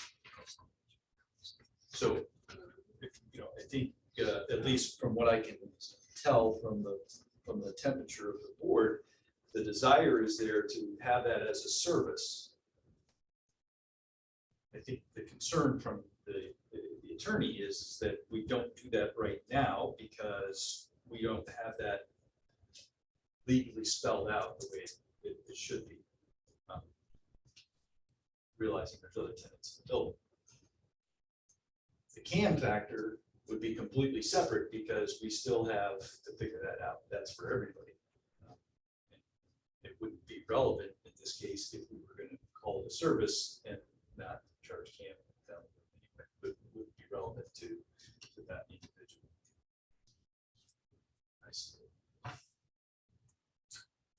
I don't know that both of them need to be, in in my mind, we need to postpone that vote on what you said was to spend the CAM because you didn't put a number on the CAM. We still need to, in my opinion, need to postpone that vote because we have to get the legal kind of stuff that Mr. Purdy has talked about to make sure that we've got the rest of the building on the same page as everybody else. Mr. Chair, sorry, Aaron McDaniel with Michael Baker. Just a thought. I don't know his business. Sounds like I don't know if it's a not-for-profit or how it's aligned with the state, but if it's a service, could the authority not just continue to assess CAM, however, assess it, however, pay him for the service? If there's not many of those types of opportunities, couldn't you solicit, 3 prices and maybe there's only one, in which case, actually, I think under the Florida statutes, you're under maybe $2,500 anyway. And maybe, you don't even have to get 3 prices. So maybe there's an opportunity there. I just wanted to offer that. I think I was listening to you. Sounded kind of like that. Agreed. There is some sort of legal road that we need to travel to get to that point. That may be. That's what. I don't come up with solutions where we have to pay.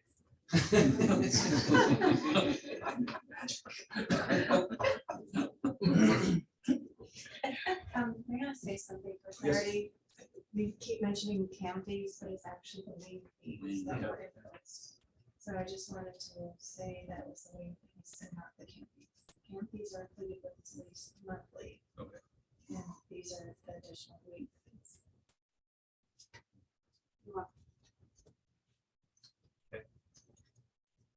So now we really need to know what's. In the lease, I can point out that it's for the wing fees, it's stating that the lessee shall pay to the authority annually additional fees for non-fixed invoice services, including but not limited to property, insurance, pest control, electricity, and water services. That's what the wing fee is supposed to be? Yes, sir. And the CAM fee is separate, which. Well, you're saying he's already paying. The CAM fee pays the. Okay, so fee now. monthly, and now this was billed annually, the wing fees. The wing fee is for electric, water. Correct. CAM fee is for common area maintenance of, grass cutting. Lobby, public restrooms. Yeah, it says in here, common areas of administration building or related facilities such as parking areas.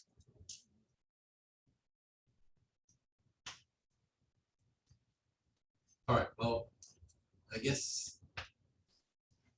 So we're talking about, if I would withdraw the motion, then we will address it at our next meeting. That's correct. As an action item. So that we more have time to more fully understand. We're not charging that. I would suggest we suspend all of that just for a month to everybody to figure out. We have to have a motion to vote on that. No. That's what you Okay. do. All right, well then I'll withdraw my motion. Motion's withdrawn. Sure. Thank you. Action item. There, Mr. Jordan. Yep, Yes, sir. action for next. Oh, and do you want to vote to postpone? Well, he withdrew the motion. Right. Yeah. It's not an action item, so it doesn't have to be postponed. It just. Well, no, because it was a motion. Right, you don't have to, I'm just Yeah, suggesting no, you talk right. about postponing. Okay, Yeah. we'll just push it to the next meeting. Okay.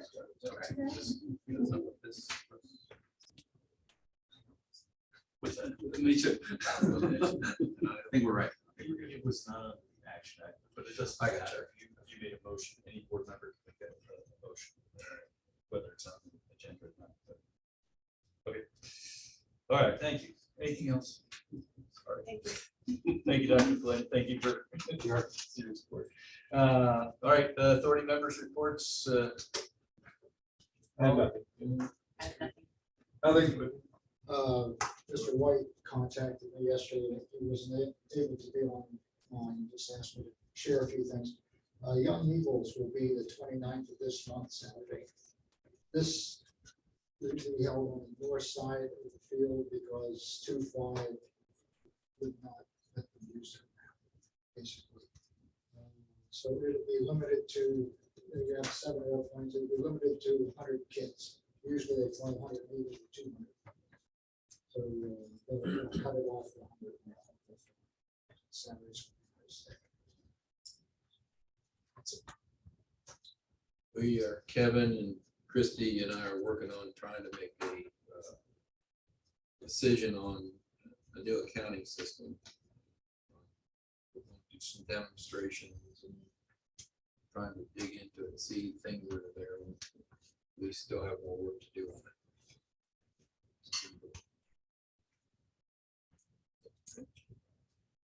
The only thing I had was the last thing in your packet was a 2-pager, was the Sarasota Manatee Airport Authority appraisal criteria.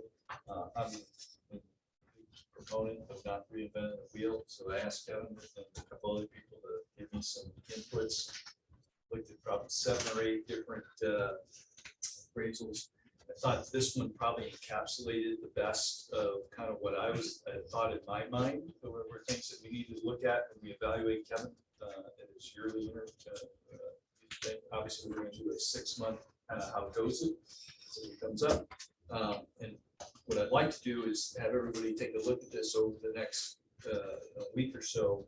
And if you've got any additions or subtractions, please send them to Kevin, and then he and I will work to put this into a better, type format. But it kind of just the categories were kind of what I thought were what we looked for when we interviewed, questions that we asked as a team when we chose Kevin. So I want to make sure that you all saw it before we went in and started kind of massaging a little bit, but it does have some pretty good stuff in there. So if you take a look at that, I would appreciate that. Again, if you did, I'll send out a reminder then in about a week to send Kevin any inputs or subtractions or anything like that. And then we'll getting a good appraisal. I've also asked Kevin to send us out some personal metrics that he's using to evaluate himself as we hit the 6-month mark here, where he sees himself so that we have some of those discussion points for our next meeting. He'll give us kind of a little how goes it at that point. I gave myself all 5. 6 months look back. 6 month look back. And that'll kind of give us some food for the next 6 months as we hit that 1 year. Is there any other things to come before the board? Does any member of the public like to speak? None? Thank you, everyone.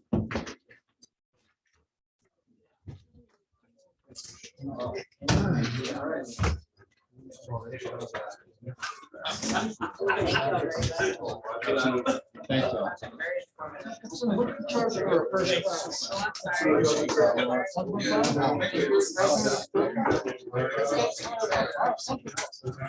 See you.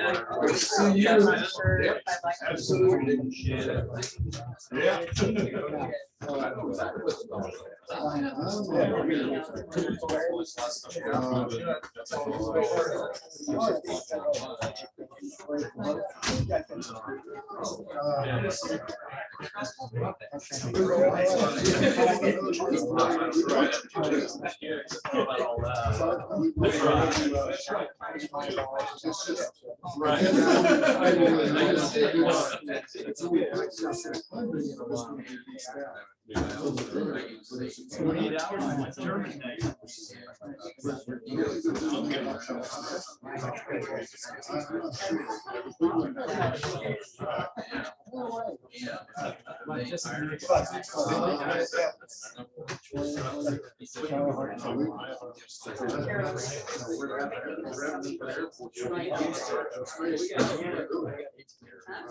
Well,